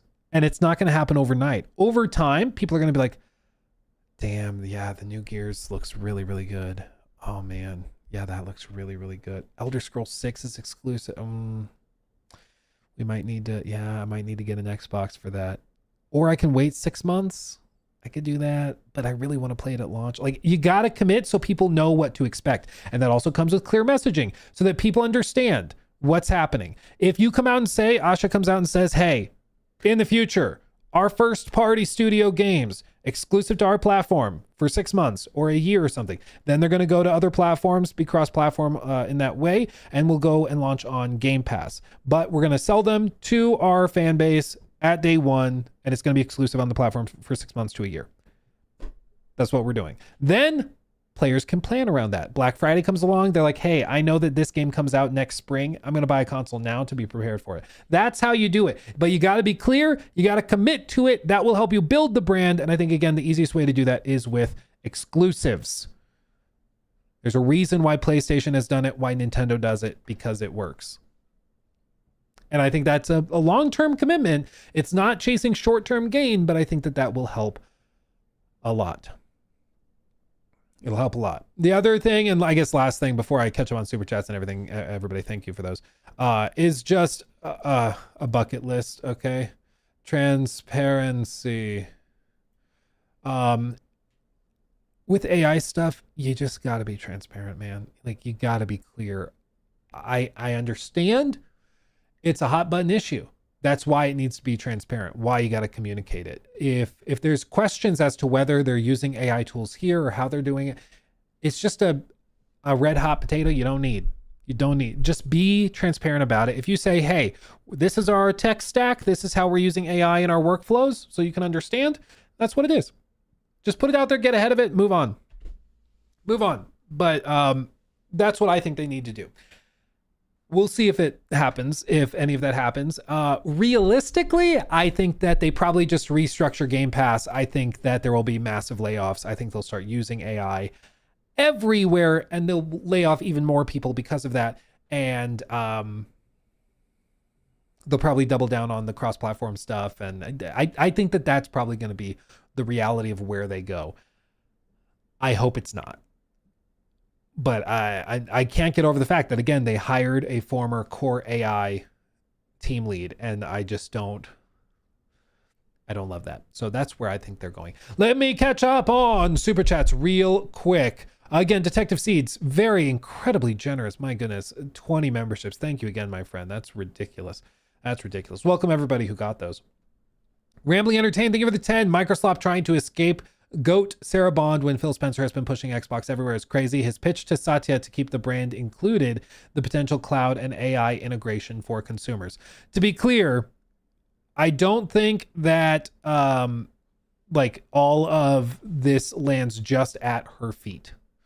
Okay? I do think clearly she's not the CEO. She was president, and she was like, the specific thing is that after the 2024 layoffs, or not layoffs, departures, she was basically directly in charge of the marketing team, which is probably why she was able to push the Xbox Anywhere thing, because she didn't have any resistance. All of the resistance was gone. They had all quit, probably because she was tough to work with, according to people that spoke to The Verge. So I think that, like, Phil being the CEO, he still went along with this. Like, clearly he was okay with the direction they were going at some point. I don't think it takes a genius to figure out today it wasn't working. but yeah, I don't think like Phil is free of blame in all of this. I think, you know, because he was at the top and he decided to resign, it gave Microsoft an excuse to do a major shakeup and pivot the team and take it in a new direction. And they said, okay, well, we're not going to take it in Sarah's direction. And so she became a bit of the scapegoat. I think she and Phil made consistently poor decisions, taking the company in the wrong direction. It just seems like a lot of those ideas originated with her, according to people who are speaking about it. Real quick, thank you. My goodness, incredibly generous Tacky Poll. Thank you for the 50. That's crazy. Thank you, my friend. Hey man, remove your glasses and blink twice if you can't answer this. When will your Resident Evil Requiem review go live? We all know Capcom gave you a code.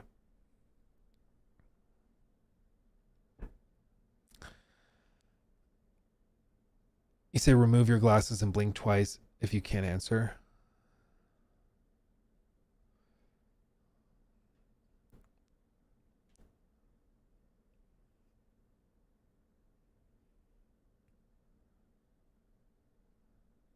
Joke's on you, I don't have a code. Can you imagine? Dude, like somebody asked me the other day, they're like, hey, do you have Crimson Desert yet? I don't. Okay, to be clear, I don't.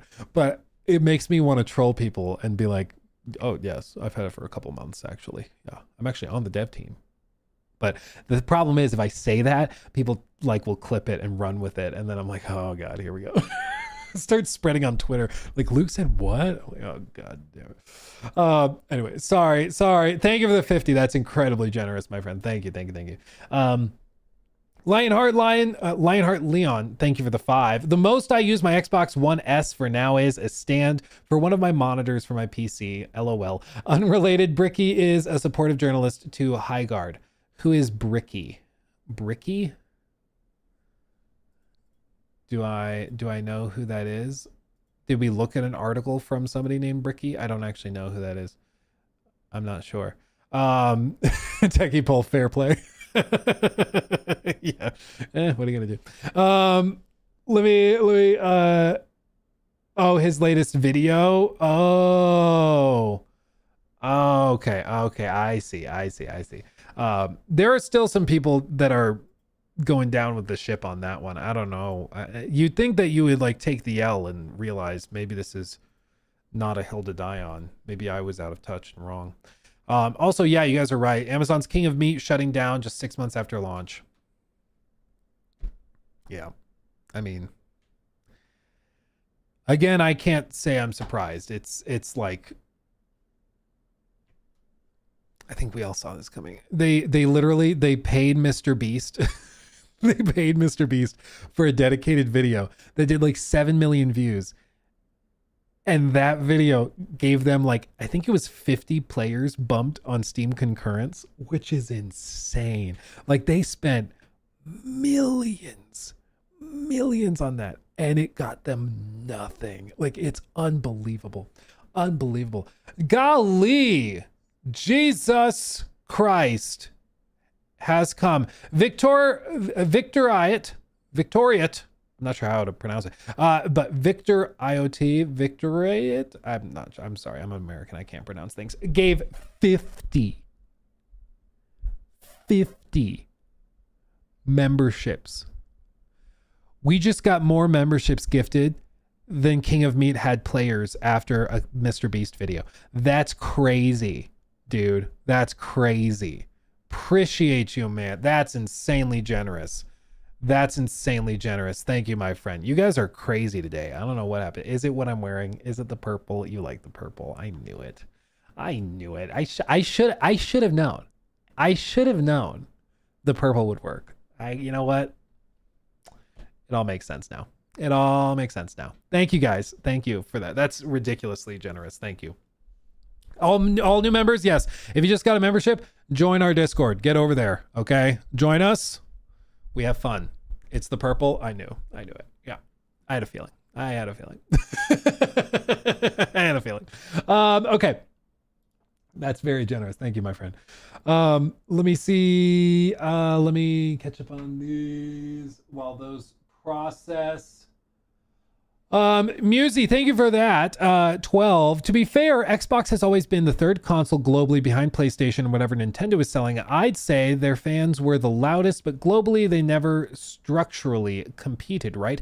Well, the 360 era, they were killing it. They were doing great. It was specifically the Xbox One generation. They like shot themselves in the foot with a bazooka right out the gate. And then they sort of recovered for a little bit, and then I feel like in the last 5 to 6 years after they bought Activision Blizzard and that started happening, they just went all in on this Game Pass, games everywhere strategy, and it's just turned out to be a huge swing and a miss. It just was a bold move that didn't work. And I think the key is to understand it didn't work and take the ship in a new direction. That's something you have to do as a business owner, is like you try something. If it's not working, realize it's not working. Is the purple shirt an Xbox? It'll be anything you want it to be, baby. It was until Sarah got fired or resigned or whatever happened. But yeah. S35778, thank you for the membership. Thank you. Appreciate you. You should give us a tour of your room. I would be down for that. Maybe I'll have Jacob come over and we'll film it all professional like. We'll do like a whole studio tour. We could do that. That's very doable. Yeah. Yeah, we could do that. Let's see. DBZ, thank you for that 5. I'll be honest, that Sarah Bond expose felt like a scapegoat article. I could have swore Phil Spencer spoke of cloud gaming before she even came. Yeah, again, to be clear, it seems like the Xbox or everything is an Xbox strategy and campaign was hers. She doubled down, and I'm sure, like, again, he's the CEO. He's the captain of the ship. If the ship ends up going in the wrong direction for years, he still is to blame, even if his navigator was the one that was like, we should go that way. He still agreed to do that, right? So he still gets blame, to be very, very clear. And I think that he brought her on because he liked what she brought to the table. They agreed on where they should go. Otherwise, he wouldn't have brought her on, you know? So, I want to be very clear. I don't think he's like free from blame in all of this. You don't get to be CEO and then blame everybody else for the company messing up, you know? It doesn't work. It doesn't work. Malty, thank you for the 5. Did you see Fortnite might start using AI to make cosmetics in the game? The community isn't happy. As for me, I couldn't care less. I did not see that. I would be shocked if they didn't do that, frankly. I'm surprised they're not doing it already, frankly. Yeah. But yeah, that's stupid. I think that's stupid. Okay, let me make sure I'm caught up over here. Distro Theory, thank you for the sub over on Twitch. I'm worried not because she isn't a gamer, but because she's coming from the AI, the industry actively ruining everything. Yeah, I mean, I think that's a fair feeling to have. Forsaken Crow, Jesus Christ, guys. Goodness gracious. 20 gifted memberships on YouTube again. Golly. I gotta wear purple more often. This is ridiculous. This is ridiculous. Thank you. Yeah, another 20. What the fudge is going on today? I don't know, man. I don't know. Appreciate you. Everybody who got it, get your booties in the Discord. Get over there. Appreciate you guys. Thank you. We have to talk about one more thing as well. We have another story to go through, and you guys are already popping off. It's ridiculous. It's the glasses.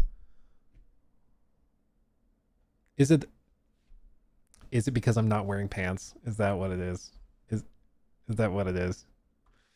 Knew it. You're right. I'm just hanging out down here under the desk. I'm just Donald Ducking it. Makes me feel confident. Yep. Makes me feel confident. You know. Makes me feel confident. Okay. Let me make sure I read these other ones real quick. Bear with me while I just double check that I read everybody's messages. Let's see. Defix says with a 5, the only thing that will save Xbox is a massive overhaul to the IP as a whole. I think, again, just as a sign of confidence for people, they should do something big and bold just to show everybody we're doing something new. That's what they should do. Freelancer, thank you for the 5. Luke, did you see the news Bungie about networking and cheaters in Marathon? No second chance for cheaters. Yes, they revealed that if they catch somebody cheating, it's an insta ban. Like no like one day timeout and then like 3 strikes you're out kind of thing, you're just done. You're just done, which I'm interested in. I think that works with the PlayStation side of things. On PC, I think it's easier to just make a new account, but which is why a lot of games don't do it that way, because they want to make it just inconvenient enough that you're like, okay, I gotta wait a day. It's not worth making a whole new account, you know? So they just try to like make it frustrating, you know? Tony, don't worry, I'm catching up. Did I just read that one? Oh, I have it highlighted. I'm about to read it. Okay, there you go. True. Thank you for the super chat there as well. Wearing stockings has that effect. Oh yeah. Fishnet stockings under the desk. Yeah. It makes me feel pretty. That's why. Let me okay, Tony, thank you for the 10. In Red Dead Redemption 2, you weren't even allowed to swim, and don't say almost drowning is swimming, because that's what Arthur does. Yeah, he swims like me. You know, I only dog paddle. My wife is a crazy swimmer. She can do like, you know, the full Olympic pool in one breath. She's like ridiculous. She just goes like a fish. And even when she was like 9 months pregnant with our second, we went to the pool and she just hopped in with like the massive baby belly and just started swimming laps back and forth. I was like, I can't swim half a lap without a baby in my stomach. Like, what? It's crazy. Yeah. Solatell, thank you for the member. Appreciate you. Thank you. Wait, did it? Okay. There you go. Dude, it's so behind. It's like desperately trying to catch up. That's so funny. Okay, let me finish this. Stealing from chat, what's Todd's excuse? Who knows? Maybe Todd should start streaming. I'd actually watch that. If Todd streamed, I would check that out. But apparently Todd Howard, his like favorite game is that like college football, whatever game. That's what he likes to play, which is funny. Let's see. Mad Professor, thank you for the membership. Zach, thank you for that. I would have fired Phil, Sarah, and Matt Booty years ago. Thank you. Very generous 20 with this one. I would have fired Phil, Sarah, and Matt Booty years ago. Back when the Series X and S released, they had 0 launch titles. We love to crap on Don Matrick, but at least he had 3 games on the Xbox One at launch. True, and a lot of connected games too. I think, again, no matter what you think of Phil, of Sarah, of Matt, whatever, what they've been doing for years has not worked. I think we can all agree, even if you're the most diehard Xbox fan, you can agree it was not working. And if a ship is actively headed towards World's End, Davy Jones is on the deck of his ship swirling around the vortex, waiting for you to arrive. You can see him just over there. Maybe it's time to turn the ship around. You know, if everybody knows this is the wrong, what we're doing is not working, do something else. And I think that that's what hopefully is about to happen. I hope it's not a doubling down, and I hope it is a pivot to something new. So the earth is flat. You didn't hear that from me. I met a real life flat earther. I met one like over the holidays a year or 2 ago. Dude, it was like being in a movie. I was like, you're real. It was like if you saw a dinosaur in the public park. I was like, oh my God, this is happening. It was like fascinating. And I was trying not to be like, oh my God, they're so stupid.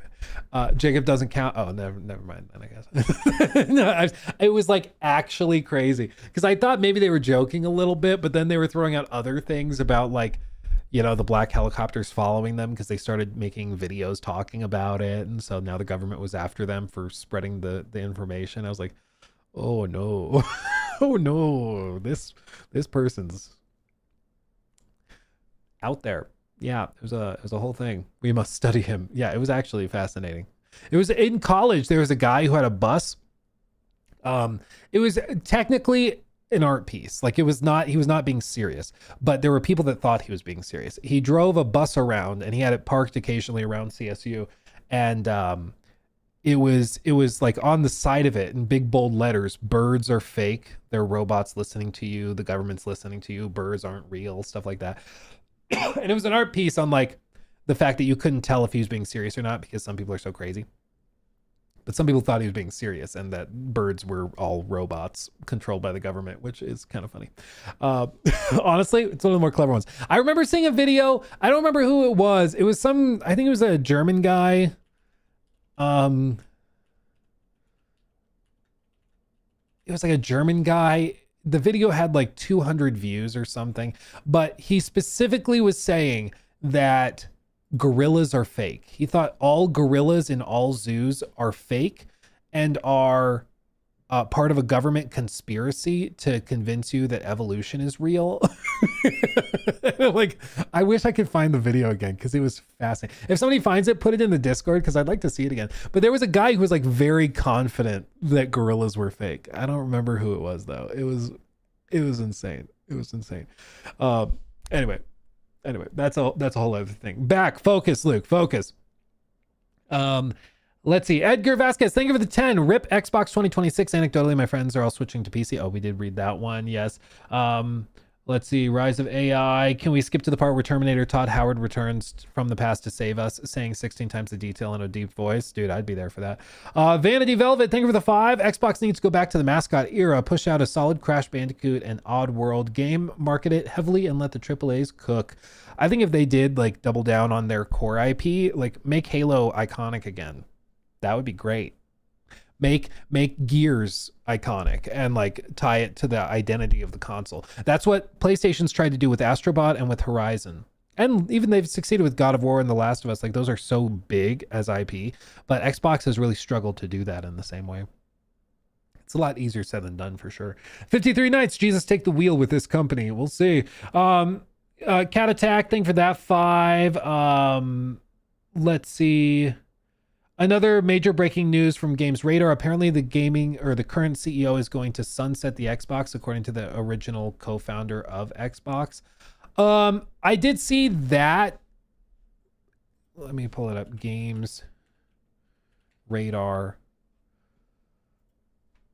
But this is also like an opinion piece. Xbox will be sunsetted under new CEO. Original co-founder expects her job is going to be as a palliative care doctor who slides Xbox gently into the night, which might be what it is. This is like worst case scenario is that her job is going to be to like give Microsoft an excuse to put all of the money into AI stuff instead. I don't know. It's probably one of the extremes. Either she's there to kill it or she's there to like reinvent it. Either way, what it is today, it will not be like this for much longer. So we'll see. Let's see. King Cole, thank you for the 5. There are good games, but I think this is the dark age of gaming. Oh yes, I did read that one. I do think it is a rough time in the industry for sure. Thank you, Chinopal. Thank you for that super chat. What I've seen from Twitter that contest the article are things Phil said in 2020 with Xbox Everywhere, way before Bond was president in 2023. This is an Xbox is from the time Bond was a VP. Yes, like I said, I think that he hired her because she agreed with him on where he wanted to go. And now that he's retiring, she's also an easy scapegoat. And I think that the fervor with which she was very visibly and publicly pushing it in this direction that wasn't working is part of the reason why she's gone. Because she was brought in to do that. That didn't work. And so they're like, okay, so bye. And I think that that's probably what happened. But yeah, to be clear, I think Phil was in on this and agreed with it. He's the CEO. So he was definitely along for the ride, not free from blame. Let's see. I read that one from Guts of Rivia. Thank you for that again. Kayla's message about being Sarah Bond's mom. I read that one from King Cole about coffee and getting ready for work. Appreciate you that. The Distinguished Dragon, think of that. Hey, Luke, I'm curious. Can we do a poll later predicting the peak player count on Marathon that it will have during the server slam? Ooh, that's good. I like that. Yes, we can do that. Chinopol, thank you for that membership. Not sure if you sent quality pic on Instagram, if seen, but sent quality pic on Instagram. I'm not sure I've seen that. I will have to check. My Instagram inbox is insane. So it's a bit of a dumpster fire over there. Quick Air, thank you for the membership. Okay, I think I read that one. Okay. I think I'm caught up over there. And then Solastel, thank you for the membership again. Okay. I think we're caught up. We actually did it, guys. We did it. Thank you for the incredible generosity, guys. You guys are outrageous. I'm sick of it. That's most definitely what's up. Okay, I actually do want to do that poll real quick because I'm just curious. Okay, let me do a poll real quick. Starting poll. Peak concurrent player count for marathon play test. Okay, I'm gonna do 250K plus. I can only do 4 options, so they're gonna be a wide range. Okay, I'm gonna say 151K to 249K, and then I'm gonna do 99, or I'll do 100K to 149K, and then I'll do, I think they're gonna be over 50, so I'll just do like 49 or 0 to 99K. Let's do that. This is for Steam only because it's the only one we can track, to be clear. Okay, it's the only one we can track. So I'll put that up. We'll see where you guys land on that one. I just realized in the pop-up chat it's not going to let me show the results, so I'll have to do it this way. Ugh, says I. Ugh says I. Here, enhance. This is where we're at. Okay, this is what was saying. This is it. Peaking current player count for marathon playtest, 250K, 151. Okay, so most people are sitting in that 100 to 150. Okay. I think it's going to be a lot higher than people think. That's my guess. I almost exactly predicted the high guard concurrent player count on Steam. I said it wouldn't surprise me at all. I was like, I think they get to like 100K. They got to 97.5. I think it was 97.6 or something. So I've been close before, but I would not be surprised if it ends up being I'm gonna guess it's gonna be like 139. And then maybe if it's good, when we hit the weekend and like it peaks on like a Saturday, Sunday night, I think we could see it get all the way up to like 250,000. Yeah, but I think it's going to be higher than people think. I think 1 million. Oh, that would be a lot. It's a server slam specifically, but you better believe they're going to show also results about like they're going to be showing results for the console performance because they're also going to be pushing it hard on like PlayStation and places like that. Okay, let's talk about this real quick before I have to adjourn. Okay. Let's talk about this because we have other breaking news from today and it's going to break your brains and hopefully it's good news. Also, I'm sorry, David. I just want to let you know if you're still listening and watching, there was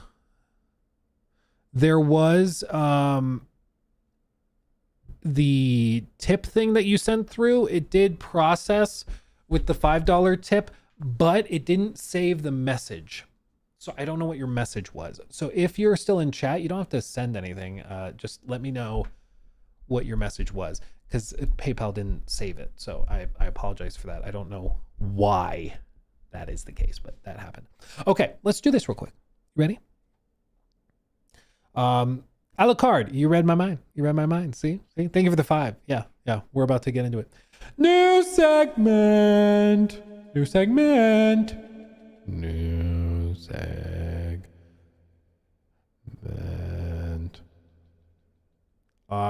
Mayonnaise.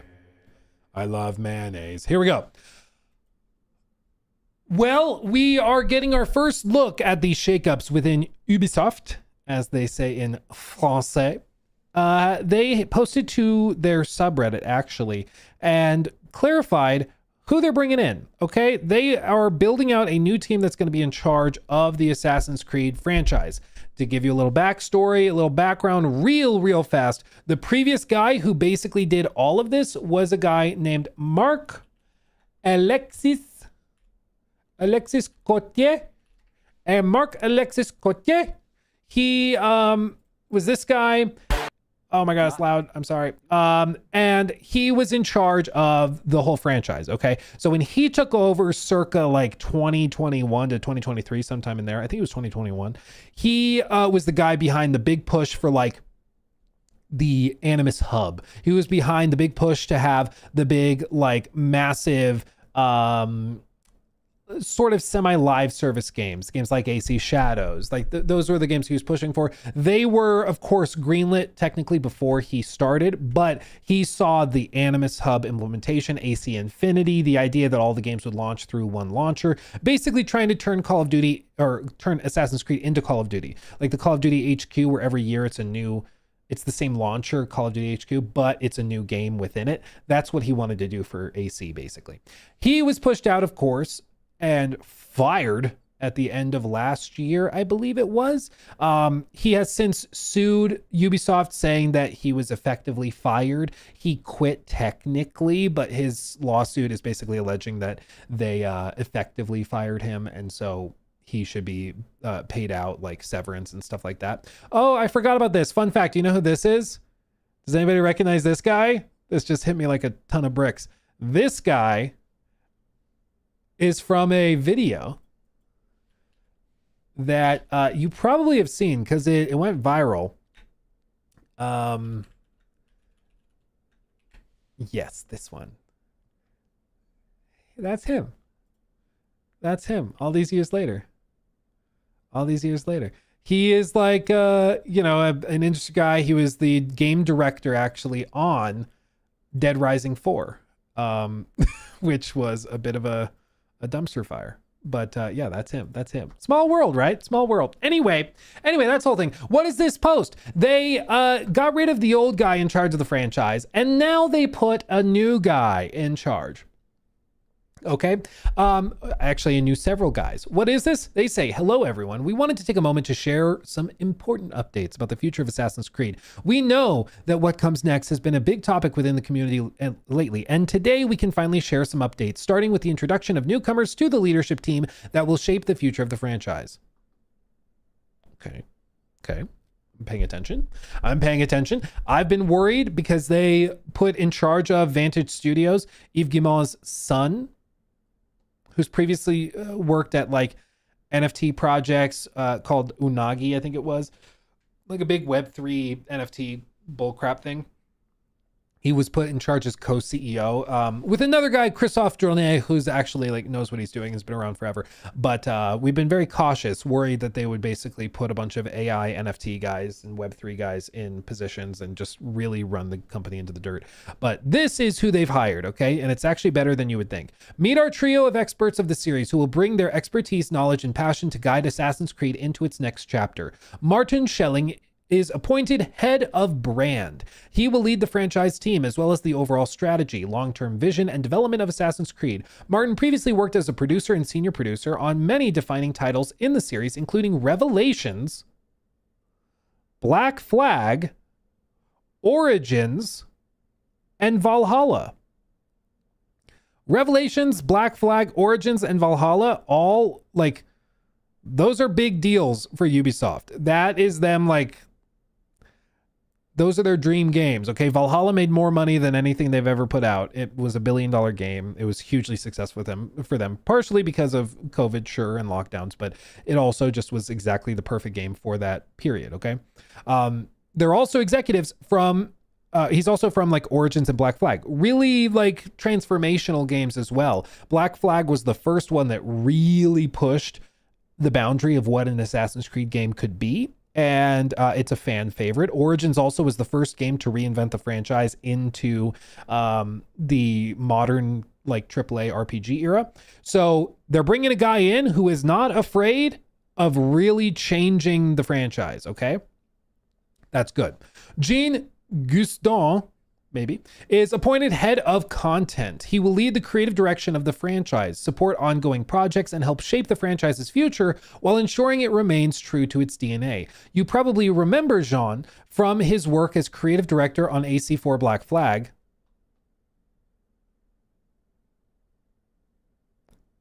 Okay. And Assassin's Creed Origins. Okay. And I'm not just saying that. I'm not just happy about that because I'm a big Egypt stan. Obviously, I have the pyramid behind me. But those, I think, also were pretty solid games. So, okay, I'm paying attention. But his history with the series goes all the way back to AC2. Okay. They're talking to me. I'm sniffing what they're stepping in. Okay. I said okay. Okay, I'm paying attention. Okay. His contribution to the brand is immense, and we are delighted to see him return to help shape this next exciting chapter. So they have specifically gone out, sought out these guys, and recruited them back, not just to like work on the games, to be in charge of the franchise. Is Ubisoft cooking? I don't know if they're cooking, but I think they turned on the burner for the first time in a decade. So this is surprising. Francois de Belair. It's probably just Francis de Billy. But Francois de Belair becomes head of production excellence. That's quite the title. He will support our teams by strengthening production practices and execution across the franchise. Francois recently worked as senior director, global production, and contributed to several major Assassin's Creed titles, including Revelations and Black Flag. Are you seeing a pattern here? Who they are, like the era of Assassin's Creed that they're bringing people in from? They're specifically targeting people from that window and bringing them in to lead the whole thing. I think that tells you exactly where they want to get back to. And more recently as production director on AC Origins and AC Valhalla. Again, I'm seeing a lot of focus on the Montreal team. If you're not familiar, manual jump on launch confirmed. How dare you? Basically, yeah. In case you're not familiar, there's a couple of different like ways that this breaks down, but one of the biggest things, okay, let me do this. Okay, clearing the whiteboard or the blackboard, I can see colors from the previous segment. So how Ubisoft has worked recently is that they've had a bunch of different satellite studios working on Assassin's Creed and all sorts of stuff. That's created a situation where this team doesn't know what this team is doing all of the time, and this team doesn't know what this team is doing. And so you often end up with games where there's things that don't sync up, where you'll end up with like Star Wars Outlaws that has facial animations that are laughably bad in comparison to like AC Odyssey just a few years before, like 5 years before. And you're like, how is it that you got that big of a gap? But it's because the teams are working basically independently and in isolation. So even though they're part of the Ubisoft umbrella, they're not actually working in tandem, right? And in regard to Assassin's Creed specifically, there's been games like Mirage, which are made in Bordeaux. And then there's Shadows, which is made in Quebec. And then they have games like Valhalla, which are made in Montreal. That's created a very splintered and fractured development, like production cycle, which they are not thrilled with anymore. They thought it would be able, like they'd be able to do it and just build out and work more efficiently. That has not happened. Okay. Instead, what has happened is production has dropped, quality has gotten much more shaky, like their games aren't selling significantly better, and they're not making games significantly faster. So it just has failed on like pretty much every metric. So instead what they've done is they founded Vantage Studios, and now Assassin's Creed is basically going to be housed within the big studios, Quebec and Montreal. Bordeaux, I don't think is even part of Vantage Studios, meaning if they want to make another Assassin's Creed game, it probably means they need to be acquired by Vantage. But that hasn't happened yet. So who knows? Who knows? But I think that the reason this is important is because you're seeing all of these people that are being brought on are from Montreal. These are not like Quebec people. Okay. Black Flag, Origins, Valhalla, all famously Montreal projects, big ones. I think Revelations was 2. AC Revelations, was that Montreal? Yeah, that was also Montreal. So these are all Montreal games. No Quebec games. Okay. That's important because Quebec makes very different games. Quebec is known for making like, you know, AC Shadows, AC Odyssey, AC Syndicate, big games, but they are not the fan favorite ones. You know, they don't connect in the same way. So it's very interesting that they're specifically targeting former leaders of Montreal to come and lead the whole franchise. That should give you the whole picture. Isn't Montreal in Quebec? It's geography. Oh my God. Oh my God. Canada map. Oh my God. Here we go. Quebec. Enhance. Quebec is within Quebec. That is true.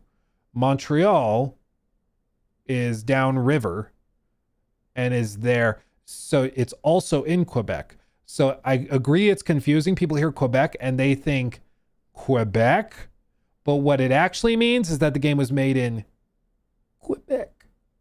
Okay. Tracking. Common misconception. Okay. It's kind of like New York City and New York, you know, that's kind of what's happening here. But to be clear, Montreal, the city, and Quebec, the city, Quebec City. Yeah, I guess I could be more precise like that. Anyway, Martin, Jean, and Francois have a long history of making Assassin's Creed games, including some of the series' most memorable titles and fan favorite titles. And seeing them reunited marks the beginning of an exciting and new ambitious chapter for AC. These are the faces to the names as well. Martin Schelling, Jean Guston, and Francois de Bellet. They will form the franchise leadership team with Andrea, maybe, on Boissever? I don't know, man. I'm so sorry. Producer for Assassin's Creed cross-brand initiatives and head of technological excellence. And Lionel Heeler, VP brand and go-to-market strategy. Before we close, Jean wanted to share a personal message directly with you. So this is the head of content. Quote, "It is wonderful to be back after all these years. Assassin's Creed has been a defining part of my professional life, and being back feels like coming home. This universe, these characters, these worlds, and of course the community have always meant so much to me. I'm especially grateful to be sharing this journey with all of you again, and look forward to sharing more about the next steps ahead for the franchise. Until then, nothing is true. Everything is permitted." This, I'm gonna be real, they may be starting the process to begin thinking about potentially in the future cooking. Maybe. But possibly. Asterisk. These are good hires, okay? This is good. Credit where it's due. I was braced for them to be like, and next up, leading Assassin's Creed head of brand is my buddy Chad from college. He can shotgun a beer faster than a chipmunk can deep throat a nut. And he's great at this. We called him Slapstick in college because of something he could do with his... It's not important. But he's going to lead this because he's a bro. Head of content's going to be my bud Chompster. It's a long story, but he's going to be great. I was ready for them to do that kind of thing, where it was all Yves Guillemot's sons, like buddies from his NFT project, and none of them were even remotely qualified. All of them were like total Nepo hires, and I was ready for that. This is way better than I was expecting. These guys actually could lead the franchise in a good direction. Marc-Alexis Cotier, what's interesting about him, okay, what's interesting about him, there we go. Where is it? Mark. Hold on, I have to find they're not going to make it easy. Marc Alexis Cotier, I believe, specifically is from Quebec. So even just this very simple delineation where the former guy is from Quebec, pushing like the AC Shadows type games, the massive live service, 2 to 3 years of updates and everything. He is out.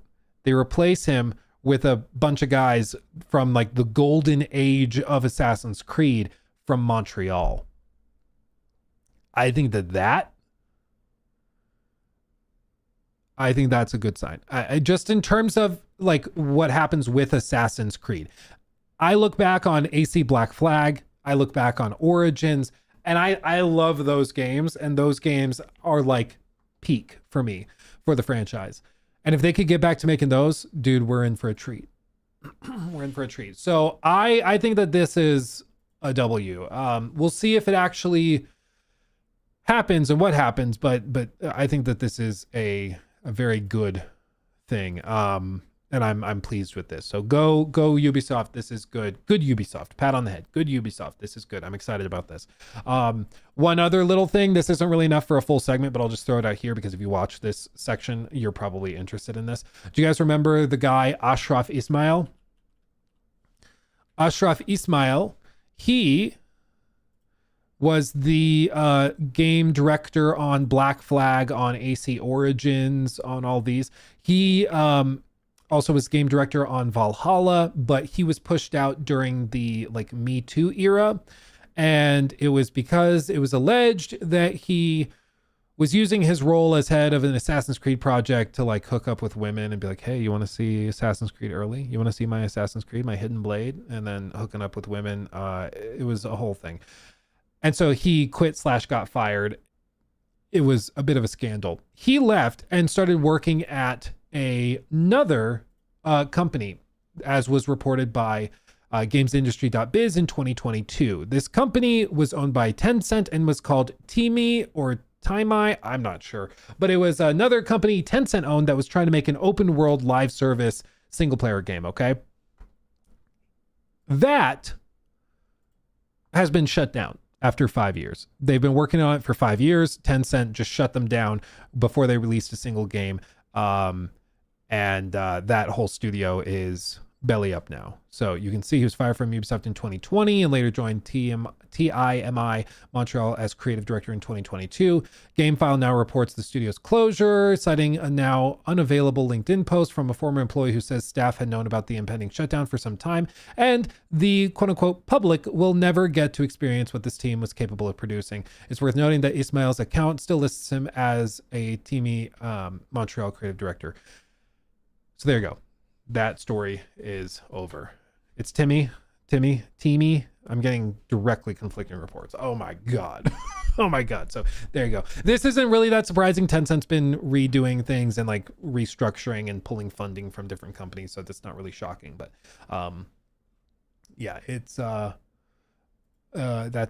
happened. That happened. So there you go. There you go. Real quick, thank you to Alper Sismechi. Thank you. I'm not sure how to pronounce that. I'm sorry. Thank you for the gifted membership. Kyle says you came up with that pretty quick. I don't know what you're talking about. Lords in Cross.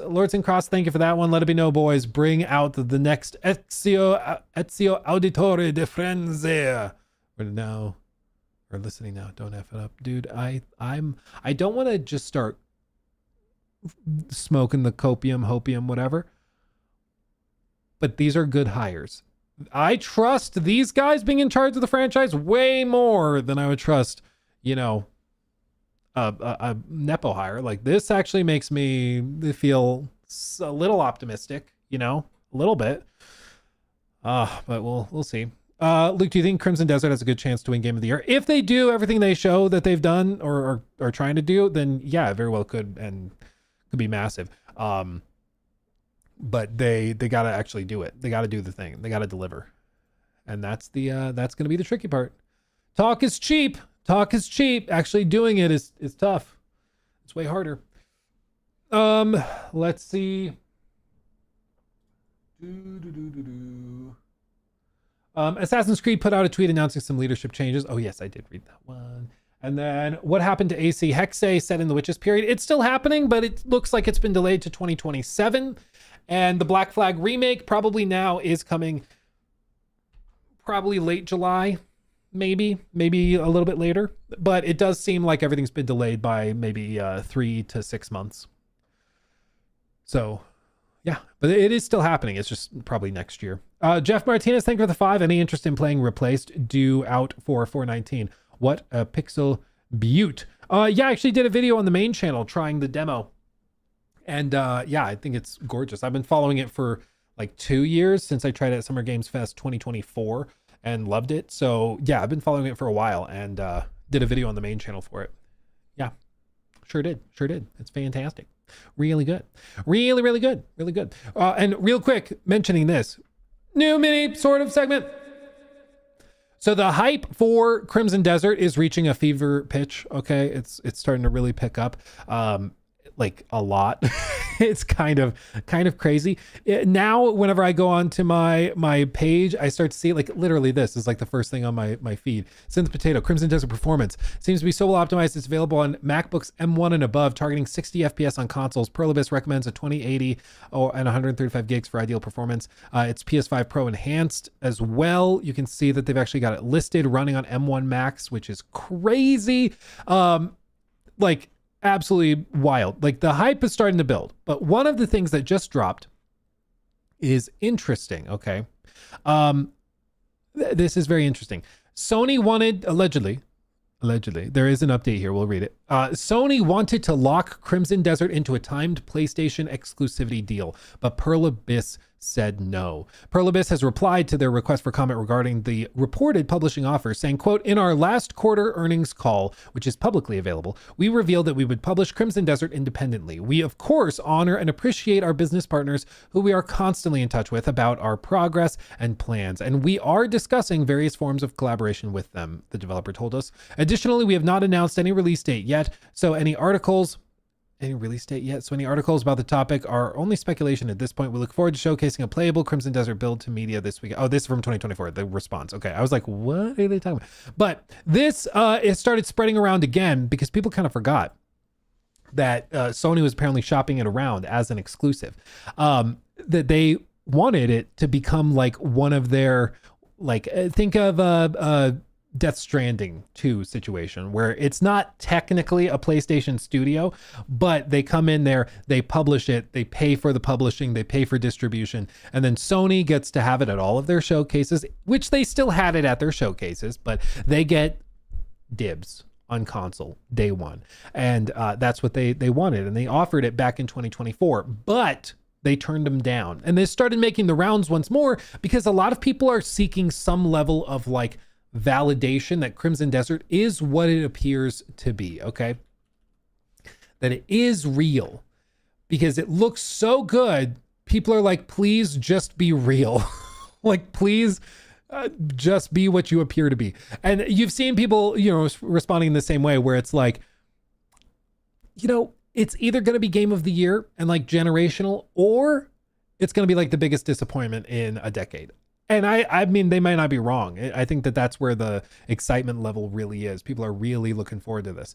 But when people are discussing wanting to know if it's real or not, whether they should be excited for it, I think that's why this story started making the rounds again after a couple of years, which is that they're looking at it like, if PlayStation approached them and were so impressed with what they saw behind the scenes 2 years ago or a year and a half ago, it must be real.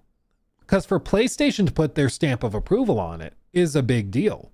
Sure, occasionally they might miss one or two with like a funky partnership, but typically if PlayStation decides to brand it and partner and distribute it, that's a big deal. It shows a lot of confidence, and that's what they have done here by offering that exclusivity. Now, to their credit, Pearl Abyss said, nope, we believe in distributing this to as many people as we possibly can, to trying to self-publish it.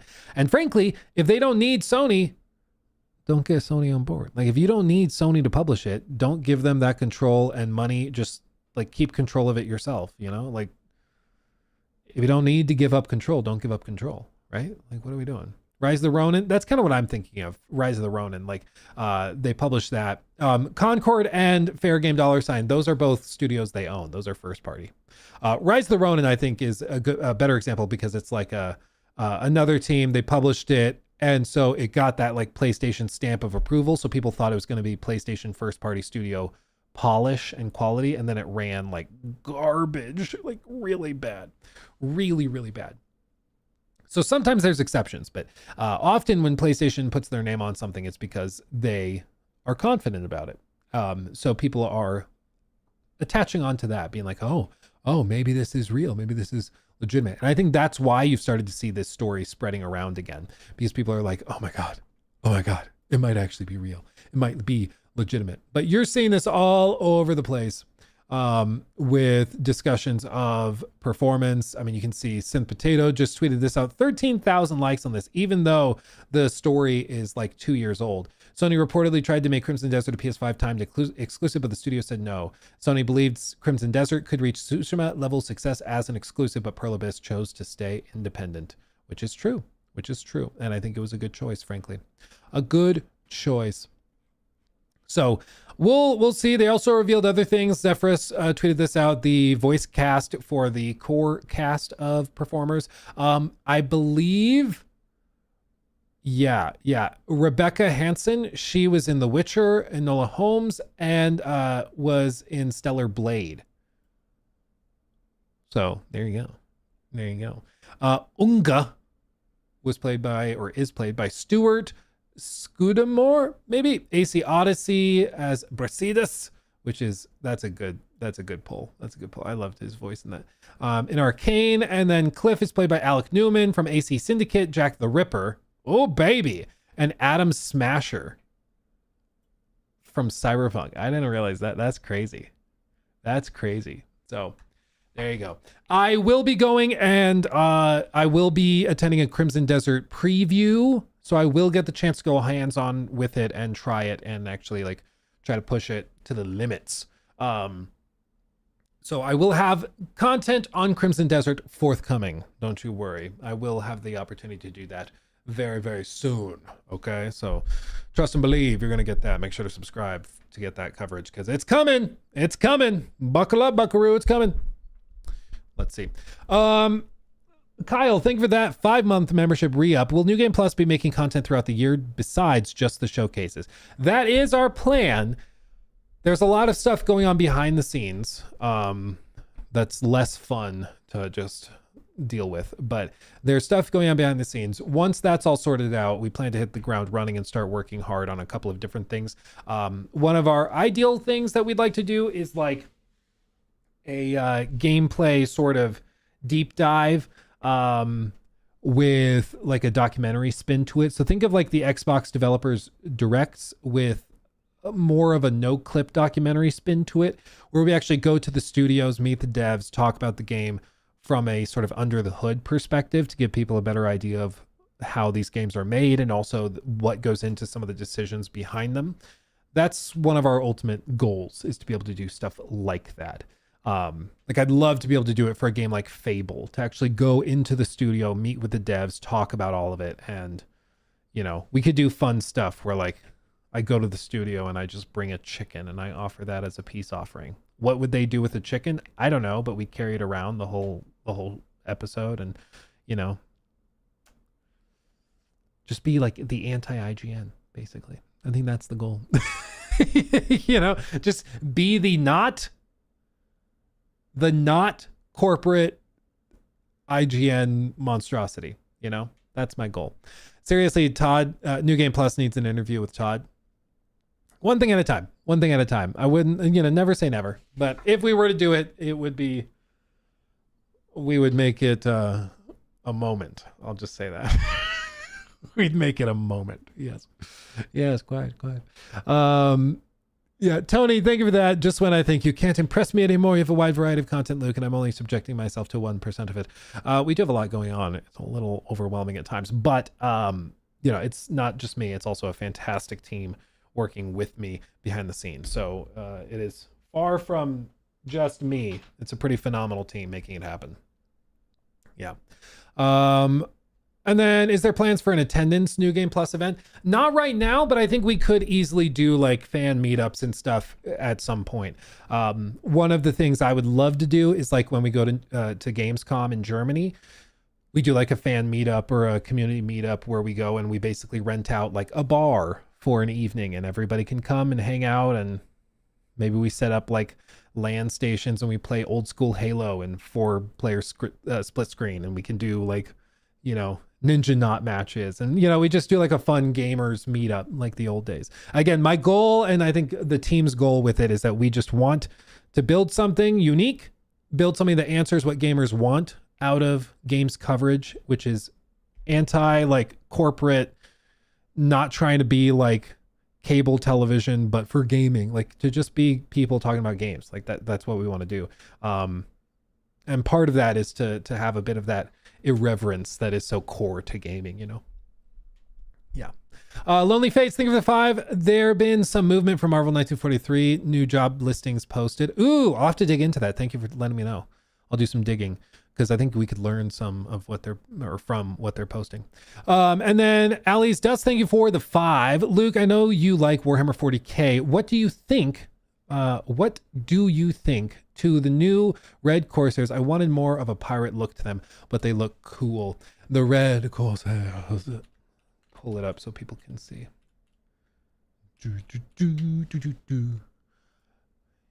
Here's accept cookies. There we go. Yeah, these are the new models. I don't know. I think they could have gone a little more bold with them, frankly. Yeah, January 16, 2026. I think they could have been a little more bold with them.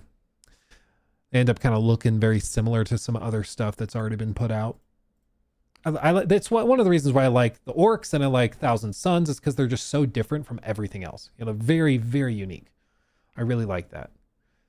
Really like that. But, you know, when it's all samey, I just kind of fall off it. You ever coming into Santa Cruz, California? Hopefully one day. My brother works out in southern Los Angeles, and I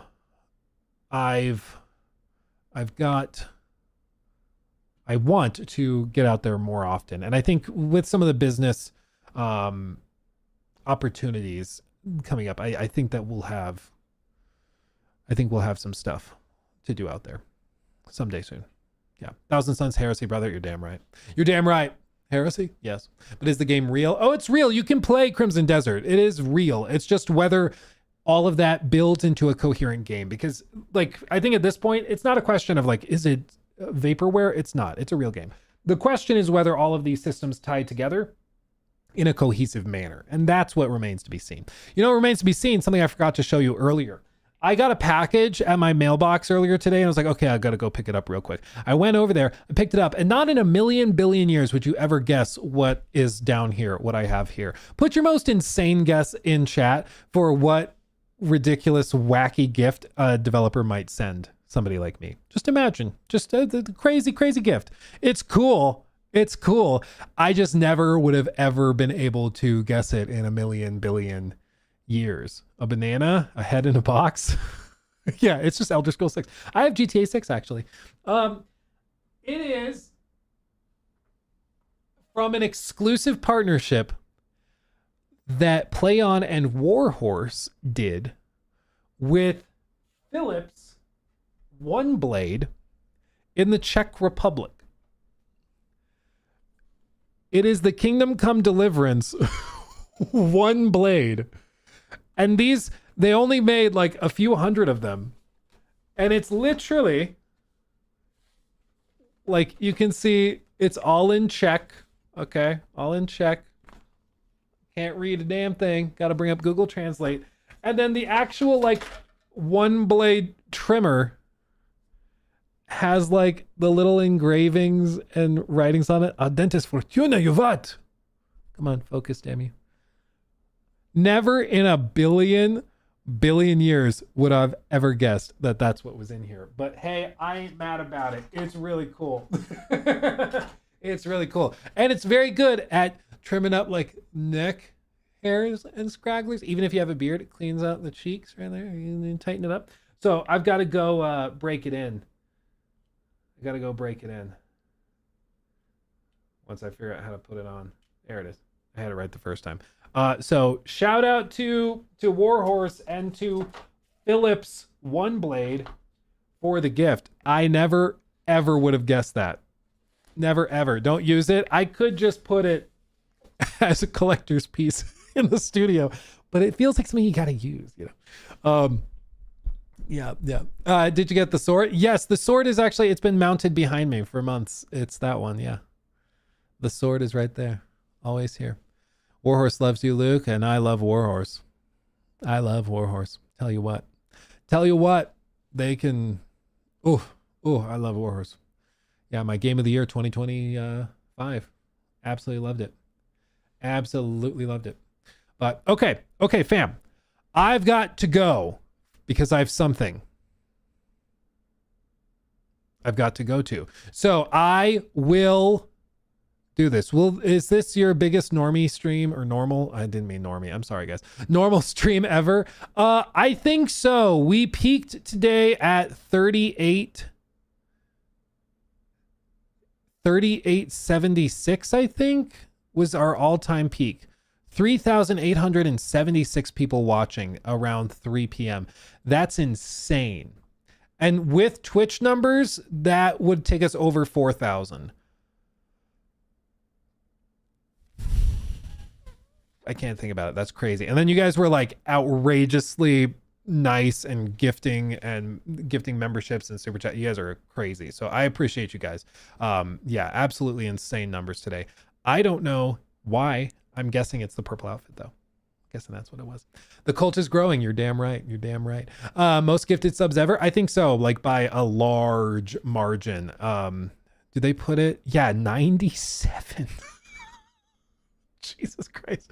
97 new members added. That's outrageous. Okay. Absolutely outrageous. Thank you guys. You guys are incredible.